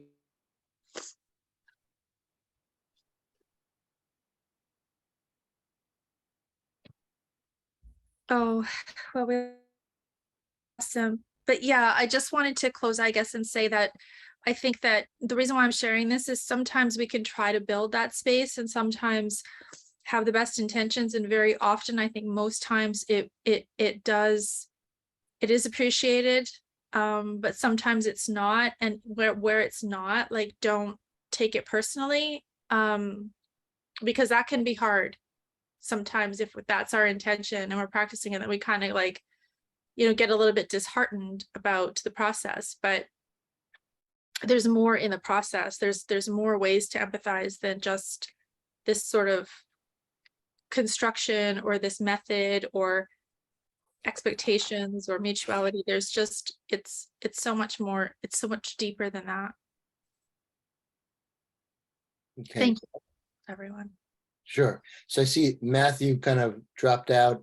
Matthew, did you catch that at all or not? Probably not. Okay. Would you like a reflection from someone else, Valerie? Go ahead, Bill, if you'd like to, or anyone. Sure. Anyone else? All right, I'll give it a go. Just Okay. yeah, what I'm hearing is that sometimes our best intentions in expressing empathy are not reciprocated or misunderstood. And it's important to be able to take perspective, not take it personally, and also understand that empathy can be expressed in several ways. So therefore, if somebody has very, strict boundaries, one can, kind of, I guess, tone it down a bit or something, or try a different more indirect means or something like that, and express it. But also it's important to have self-empathy for yourself and not to, blame yourself. Is that the gist? Oh, that's completely it. It's especially the very, very last part. It's so important for self-care. Thank you very much, Bill. Thank you. Sure, my pleasure. So I know Matthew's back. Matthew, how's your connection? You're muted. Okay, so I don't. Okay, so he's not. So I'll invite. We have about one more. We're going to go back into the big room in about a few minutes. So Graham or Violetta, I'll invite either one of you to speak. If you have, and we can end on that. So, okay, you're both being very polite. Thank you. So I understand that. Okay, and if Graham, I know we've done a lot. So Violetta, would you like to speak, please? I have so many thoughts. Okay, go ahead. If I can try to refer to what Valerie was talking about, I will continue on from there. And this is obviously my content, Valerie. Pick a listener. Oh, I'm sorry. Yes. Yes, right. It will be Graham. Okay, great. Okay, that's good. Thank you, Graham. I've been thinking about connecting the different threads in our conversation today. It's just what I do, I guess. And I will kind of start from where Valerie ended, but clarifying this is my content. And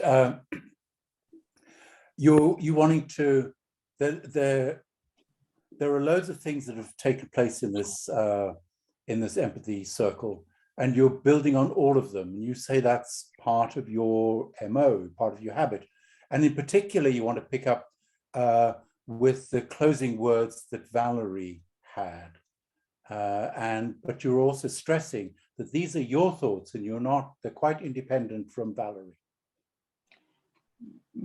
I was thinking about how do we stay in that cycle of empathy that Matthew was talking about when we talk about when we put vulnerability and openness into the equation. How do we stay in the cycle when empathy is hard and vulnerability and openness hurt? And so you're wondering how the empathy process can be maintained, and this wasn't exactly what you said, but how the empathy process can be maintained when being vulnerable as part of building that empathic process, being open and vulnerable is actually painful. Mm-hmm. Obviously, a lot of my work is working through pain and encouraging others that pain is hard, but it's not unbearable. And the reason we could bear pain is that we're not doing it alone. So I find the value of empathy in that togetherness that we can build with the other. And you're picking up the thread of pain, the pain of, you deal with a lot of your clients are expressing pain, and you're helping them to deal with pain. And one of your things is that pain becomes bearable when it's shared. Mm-hmm. That is really the sort of crux that I get out of this. And with that, I've lost my own train of thought. I do apologize. It's still beautiful, very, very much the core of what I wanted to say. But the question is, how do I stay in the vulnerability if there's the risk of getting hurt? And your question to yourself is, how do I remain vulnerable in support of other people's pain and the empathy process when there's actually the risk of getting hurt yourself? So Valerie talked about self-empathy and this idea of telling myself that I chose to be vulnerable and I've met rejection and that hurts. And you're exploring that pain of actually choosing to be vulnerable as part of your a part of being empathic. But then based on your choice, you can actually get rejected, and that hurts. Mm-hmm. Yes. But maybe that's one of the values why the circle is a circle, as opposed to just a dyad of conversation. So I'm hoping that as probably all, okay, I heard that, Bill. Okay, that's okay. Go ahead, finish your thought. It's a long one, but hopefully okay. the fact that this is a group rather than a dyad will help carry each other's risk and pain as we are braving vulnerability, or Brené Brown says, braving the wilderness of the other, and meeting together as a group rather than just individuals. Graham, did I make sense? Okay, so Violetta, I'm hoping it does. I'll let you know what sense I made of it. You actually cut out in between, but I think what you're saying is that you see some logic in this empathy circle as opposed to an empathy dyad, because it maybe reduces the risk of rejection. And there was something else that you said, and I've now lost that. So forgive me, I'm going to struggle to remember it. When the empathizer feels rejected, that pain could be shared with the others in the circle. That's what right. I'm so saying. When the empathizer feels rejected, the empathizer can share that pain with other people in the circle. Yes. And you're not alone, essentially. Yes, very good, wonderful. Thank you, Graham. Feel fully heard. You're very generous, and thank you very much for your letter. Thank you. So, Bill, what was happening? Okay, people are starting to come back in. Okay. Yeah. and I gave the 1 minute. So, all right.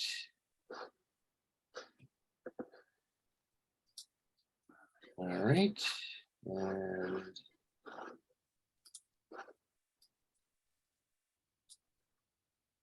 so welcome back as people are coming in. Hope you had a nice empathy circle. We certainly did. Always broadening. It's all right. No, it was good. All right, so waiting, and here we go. All right, we'll switch to speaker view. All right. Okay. So I've changed to, because as Edwin referred to me, I'm on speaker view here. And so I can't see everybody, but Tiffany, are you here? Tiffany? Yes, I am. Okay, great. All right. Tiffany, so it's your turn to do the full group debrief.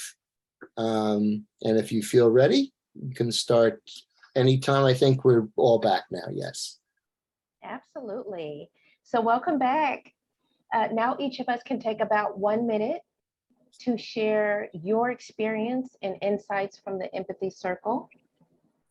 You could pull from how did one of your values relate to empathy and the culture of empathy, or just whatever's alive for you. So you take 1 minute to share. I'll call on people to move it along faster.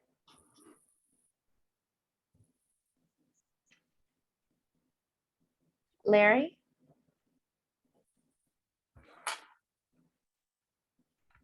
You're muted, Larry.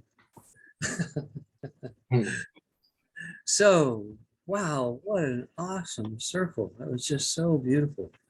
I know those words get heard a lot, but it was really beautiful. I love these empathy circles where human beings get to share with one another, speak whatever's alive in them, how it's related to our values and empathy. And that just blossoms into those beautiful celebration of life. How's that? It's wonderful. Thank you, Larry.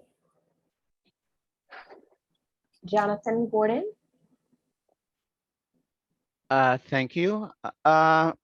Today I have a better appreciation of the challenges of a facilitator. I joined the group half an hour early from 10 o'clock, and I got to see a little bit of the behind the scenes preparation. And I'm looking forward to the next 4 weeks to learn more about the process. Thank you. Got to see some of the challenges. Thank you. DJ Chandler? Yes, we had an extraordinary experience, and kind of in the spirit of our group, I'm kind of at a loss of words. You know, I mean, we kind of talked about how words are sometimes inefficient or insufficient, but we did talk about how we're all connected and that it's so important that we understand instead of assume what the other person is saying. So thank you very much. It was wonderful. Yes, we are all connected. Thank you. Colin? So I'm just going to follow on from what DJ was saying. We were in the same empathy circle together. I'd say the sense of interconnectedness was definitely there. I thought it was a really stimulating empathy circle. I'm not quite sure if I would say conversation, but it almost felt like a conversation because we were picking up on what each other had said beforehand. And so there's this really nice exchange that was going on, but still following the empathy circle format. And I just feel very grateful right now. The interconnection. Thank you. Vita? Oh, it was lovely to share and just observe how the connection was growing in our group. And what I learned was that I don't have to get things right. Sometimes I might ask questions, or if I feel a little bit tired, I can just be quiet. So that was reassuring that I can just relax. Yes, a lot of us are still practicing and getting it down. Thank you. Oran? Thank you, Tiffany. Yeah, really valuable experience.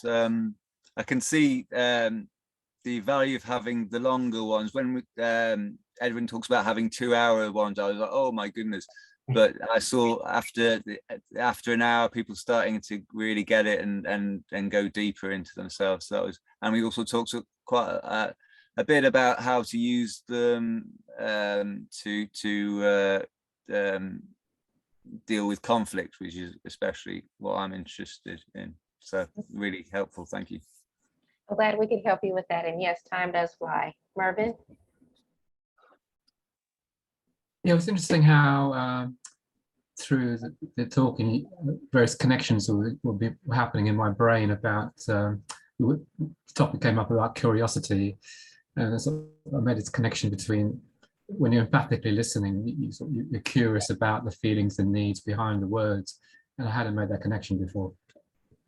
Deeper connections. Thank you. Valerie? Yeah, I'm just really appreciative of the group that I was in.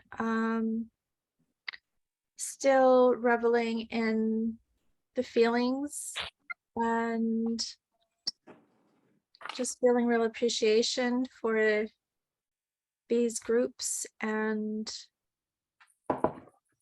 I don't really have a whole lot to say. I'm just feeling really good and very thankful. Thank you. You're welcome. We appreciate you as well, Valerie. Mike?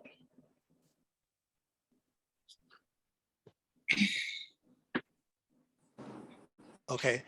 Yes, I was nervous at the beginning of the group, but I think that the idea of letting go and not, it's not a matter of having the right thing to say. It's just allowing whatever it is you have to say, allowing yourself to the freedom of not having to say the right thing, I guess. Anyhow, we had a great group. Yeah. We welcome everyone at every stage. Sally?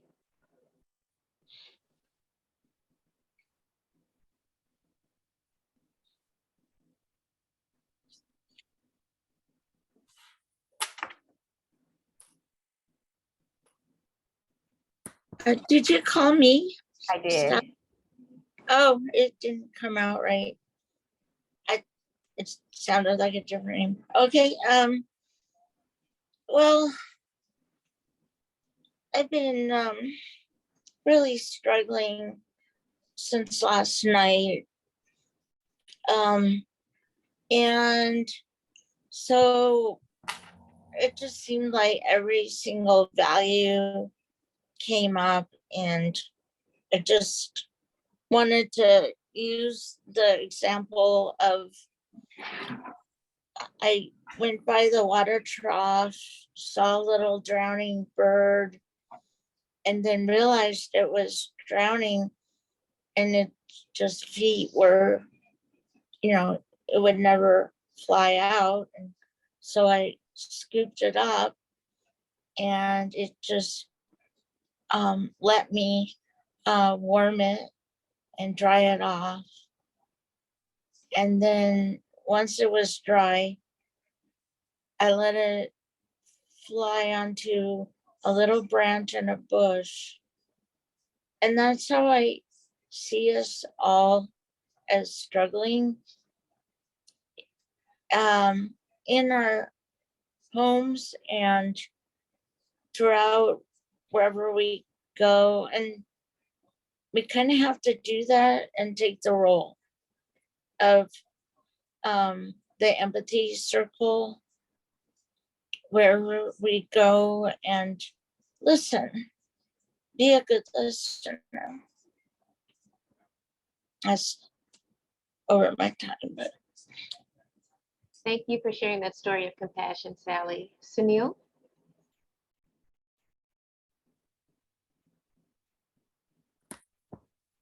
Thank you, Tiffany. Yeah. Today was a great experience. I was speaking about here and told I see about here, and I was fully heard.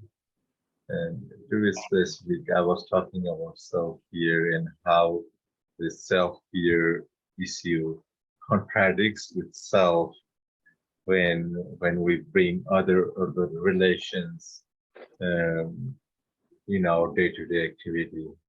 And self-care and relation and our to-do list is so much in contradiction, and again you go back and think like what actually is here and what actually is we feel and what actually you should be for others. That's what yeah, I spent so much of time and we reflected, and yeah, we had a nice circle today. Yeah, there's a lot of deep.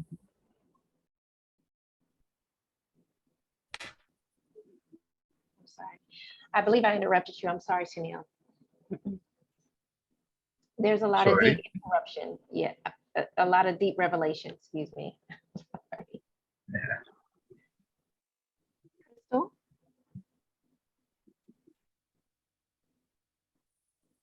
Yeah, that's all we had today, and it was nice talking to everyone. Thank you for sharing.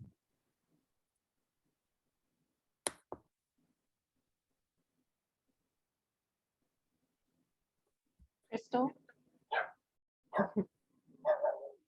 Wow, I had goosebumps throughout quite a few of our interactions. And certainly as Sally spoke, I was just reminded of Maya Angelou's book, I Know Why the Caged Bird Sings, and the power of empathy circles and how each of us show up to make the unknown our friend, even when our values diverge, as we aspire to be bridge makers, and how each of us are telling only the story that we can tell, writing the song that only we can write, and choosing to be the friend that only we can be.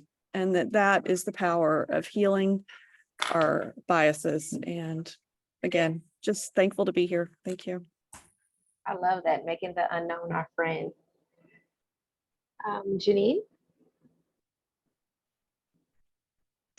Yeah, we had a great time talking about empathy circles, and I was relating it to my values around creativity and equality and inclusion, and how we're all have at least the same equal time to speak, so no one's speaking over each other. And we got to talking about my definition around how you can be included by one, having someone invited to the party, but the inclusion is asking them to dance. And so each one of us have a dance that we can do because we're all allowed to talk in the circle. And then we just expressed, how being empathic in that conversation is really getting in touch with the feelings as well as reflecting back what someone said. So I'm enjoying these each time I have the discussions, and I think it's certainly a safe space that allows for all of us to make mistakes if need be. But each and every time I've enjoyed it, and today was no different. It's been great. Thank you. Order and inclusion, absolutely. Renato, did you get a chance to go? Yes, I'm really grateful that that I was in this empathic circle and with this very amazing group, where we are actually connecting values and share personal stories, and we will understand each other's problems and have empathy for them, and also this connecting with unknown people, which actually we are all connected. I'm really glad that I was part of this session. Yes, we are. Thank you. John, John, did you already go?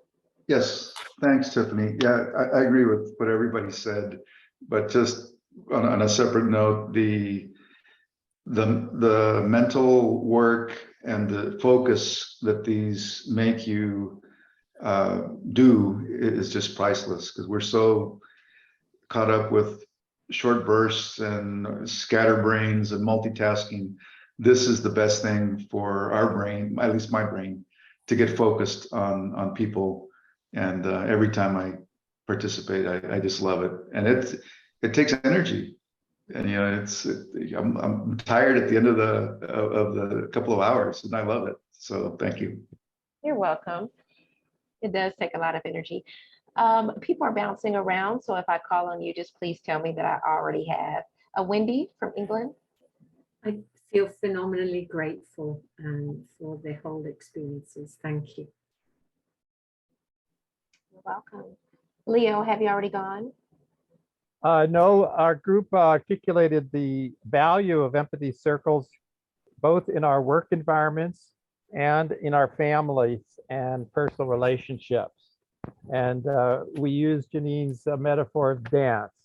There's a dance between the listener, active listener, and the speaker, and they're both doing creative work, but there's also the dance of the whole group, including the passive listeners, and that's like a folk dance.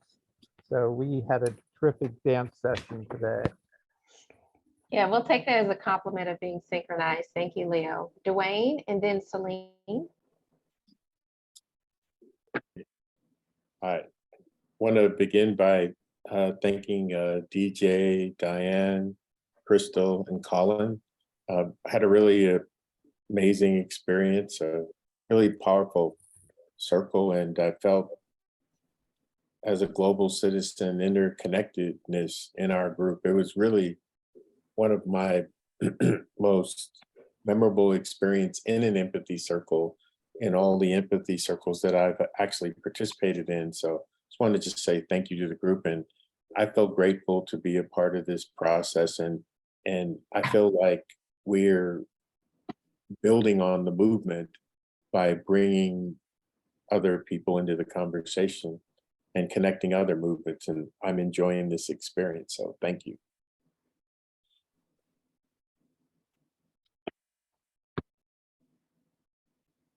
So I will go and say that we had a very interesting conversation with, I think, a lot of depth. People brought in different perspectives on the values that we looked at, curiosity and mindfulness and so on. So it was very rich. And I think a lot of learning and a good foundation for the rest of the 4 weeks that we have ahead of us. Thank you. Thank you, Dwayne and Celine, for being facilitators and just really being the backbone for this a lot. Diane? Hi. Well, I enjoyed being with my group. I found it very stimulating and connecting. And I want to really appreciate Dwayne for not only modeling efficient facilitation and heartfelt facilitation, but also being transparent in what he was doing so that we could learn from him how to use our skills effectively. And I appreciate the opportunity to practice listening. Never can have too much experience doing that. And I just heard somebody in the group share about an interest in conflict, and I also have an interest in conflict. So I'm wondering maybe the group can make a small group of people really interested in digging into conflict to go at that together. So thank you. Thank you, Diane, for that personalized compliment to your facilitator. If you want to put your email in the chat so we can, if you feel comfortable doing that, or if you want to reach out to Bill Filler, that he can assist you. Violetta? I was thinking about the source of the word empathy, and it comes from a German word, which is from aesthetics. How we see the beauty in the other when we are deliberate about practicing empathy. So just listening to everybody sharing and remembering what happened in our group where people dropped out and there were all kinds of technological issues.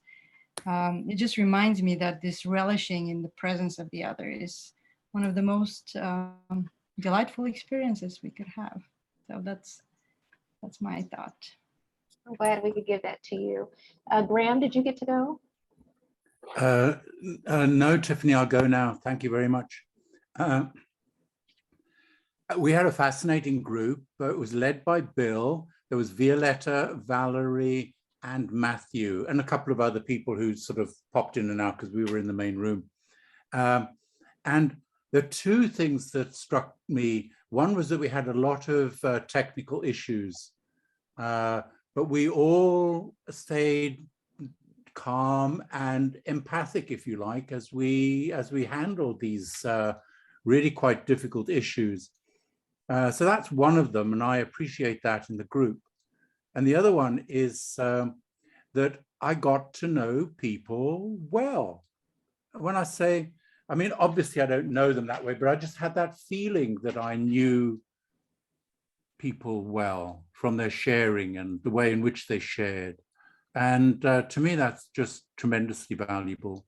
And can I add a third one? I've got a note here. Crystal says, "The cage bird sings." And oh, that's so resonates with me. And I'm thinking us as, let's say, empaths or wannabe empaths, if we can help somebody else sing, that is just wonderful. Anyway, thank you for a stimulating day. And I look forward to seeing you all again in a week. Take care. Thank you. Well said, Graham. Thank you. Linda, would you like to share? As usual, great circle, great people, feel very comfortable, very safe. And I love the fact that this group is becoming international. We have people from everywhere, so I really, really like that. I was commenting on that too, how large it's gotten and diverse. Kathleen? Yeah, I just really appreciated my group. So Jana was our facilitator, and John and Jonathan and Sally, just want to name y'all. I appreciate you, and continue to come to this space where I think John mentioned something like this multitasking sense of urgency is the default of our modern world right now, and to be able to be in spaces that are intentionally slowing down so that we can connect in the way that we are supposed to connect as human beings, and the irony being able to use a tool like technology to be able to do so is just, I feel really grateful to be a part of it. Thank you. I couldn't have said it better, Kathleen. Before I go to the next page, Jana and then Bill. Very grateful to the group. We had a wonderful group. We covered a lot of ground. We went from the very deeply personal and tender in the heart, and zooming in and zooming out to the global, and frustration with that, and wondering how, if we have so much difficulty applying it in our personal and work spaces, applying empathy, how are we going to solve a global problem? But I think we're all came out possibly encouraged as well that we're participating in this process. So thank you all very much, and I'm very grateful. So I just wanted to say, it sounds like a great, group. We had a great session. I want to acknowledge that we had some internet issues sometimes, and as we get more diverse, we have people for English as a second language. We welcome you all. I speak one language, so if you speak two and you're coming in there, it also takes a bit more courage. So I salute you and I encourage you to, attend. And then the other thing about internet, your internet may be faulty, but not you. There's no fault in you. And so we will try to accommodate, everyone. And my heart is full right now. So I thank you all. Thank you, Jana and Bill. Well said. Chantel?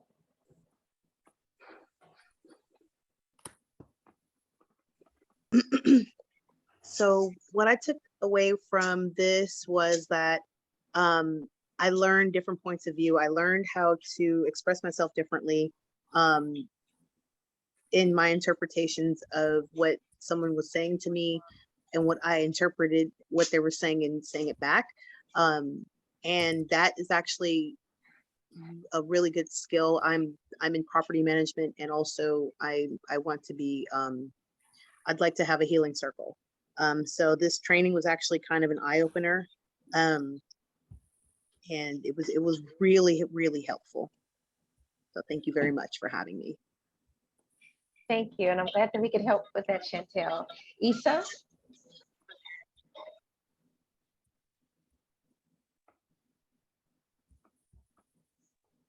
Isa Brown?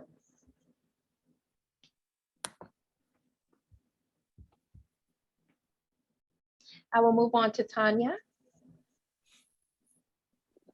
Yes, thank you, Tiffany. It was very interesting. It was very, it was a rich experience, especially you get to know more about the persons you're with, right? With what they tell you and reflecting back. So it was really a rich experience. Thank you. Yes, Priyanka? Did you get the opportunity to go? Yeah, thank you. I really appreciated being listened to today because I was quite upset about some things, and to be able to hear that back from somebody, it's so powerful, and I feel so much better now. So thank you. So thank you, Tanya and Priyanka, for that reflection on active listening. Sayantan? Yeah, hi. It was really interesting to come back in the immediately next cohort after I completed my training. And in the very first class, I had one of my most favorite teachers, Isa. She presents amazing challenges. So if you get a chance to ask for difficult interruptions, please do consult her. She presents them beautifully. So yeah, that was really nice. Two things really stood out from today's circle for me. One was about how the amount of time or the visibility of how much time we have can actually affect how much empathy we can accommodate. So for example, if I am with someone and I don't know how long I will be with them, it can be difficult to be empathic initially beyond a certain amount of time. So there can be an empathy fatigue that I felt. And I felt this conflict within me of balance between independence and interdependence, the personal and the public. Like where do the part of this group in me end, and where do I become a part of the group? The second thing that was really challenging for me and something that came out was, speaking can be empowering, but poets can be scary. In the sense, when people start speaking with metaphors and languages, when we have a lot of time and we start talking in metaphors, and I really love languages. As you can see with my name, I've tried to put it in the International Phonetic Alphabet. So I mean, if it goes above my head and I can't understand what the other person is drawing the metaphors for example, if somebody says a sunrise reminds me of a fried egg, and I might not get the metaphor, it can be difficult for me to empathize. So I need to have a language that I can relate with them to. I know humans can often have languages like body language. Like I can't talk with a honeybee the same way I can talk with a human. So that is something that these are the two things that were very interesting for me, like language and visibility of how long are we on this planet together. And I really also resonated with what I think Crystal mentioned of Maya Angelou, and I think Graham also mentioned about the caged bird singing, and that was something that really stood out for me too, as well as what Rahul mentioned about this interesting insight from Bill about the internet being faulty but not us. So thank you for these interesting insights, and I will carry with them. I will try to remember them for as long as I'm alive. Thank you. Thank you for coming, Sayantan. You did a wonderful compliment to Isa. Isa, were you able to hear it, and would you like to respond? If not, I'm going to go to Oran. Isa, and we were talking about sleeping, so Isa might be a little tired. Our empathy circle had a lot of discussions about sleeping and relaxing. So okay. Yeah. Oran. I've been Tiffany, actually. If you, yeah. Oh, you have? Okay. Well, I suppose I'll wrap it up because I believe I've gotten to everyone. If I have not, please raise your hand. I'm Tiffany. What I learned is to really appreciate the diversity. We're getting more and more people from other countries, and I love that. I know that Bill does not like too much attention, but it is because of him that we are here today. I don't think anyone else would have taken on such a task. So if we can do our fingers as an applause for Bill for showing up today and supporting us in this venture. And I'll hand it over to Bill to close. Great. I want to recognize that we're going a bit over here, so I'll try to be as brief as I possibly can.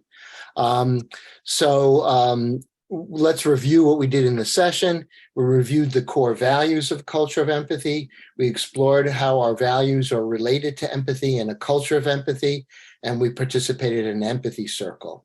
Now for next week, in session 2, you will each practice facilitating a mini empathy circle. And also you'll practice doing the introduction, the how-to. It's when new people come in, you have to kind of introduce them into the process. So that's a very important thing to do. So get the PDF, practice in front of the mirror with your family or your cat or dog, whoever you can. So that would be good practice. We will send out an email. We will have a buddy call. And by the way, supporting all of us is Edwin. He's doing a lot of work. I know you've all interacted with him through email, and he's really doing a lot of work to do this. I couldn't do it without him, I know. Fill out the feedback session, and I'm putting the link in there. And I also put a link into my email if you don't have that, if you have any questions. So hopefully reach out if you get the buddy call. Don't wait to be contacted. Try to reach out if you can. If you can facilitate an empathy circle, by all means do so. And so any other comments from any of the trainers or trainees? Just be quick. That you put the link to the feedback form in the chat. Yeah.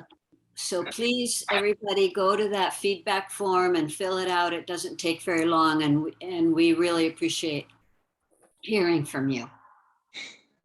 Great, thanks. Okay, anything else? All right. All right, so what we're going to do is now I'm going to go into gallery view. And so, and put one feeling in the chat. Please, one feeling in the chat. So, appreciation, tired, understandably, democracy, excited, happy, connected, delight, tired, joy, grateful, connected. Great. All right. And love, great. And heard, great. And so we'll do our little jazz hands. Thank you, and we'll see you all next week. And for the trainers and trainees, please stay back, and then we'll have our post session. Bye-bye, everybody. Bye. Thank you. Loads of love. Cheers. Bye.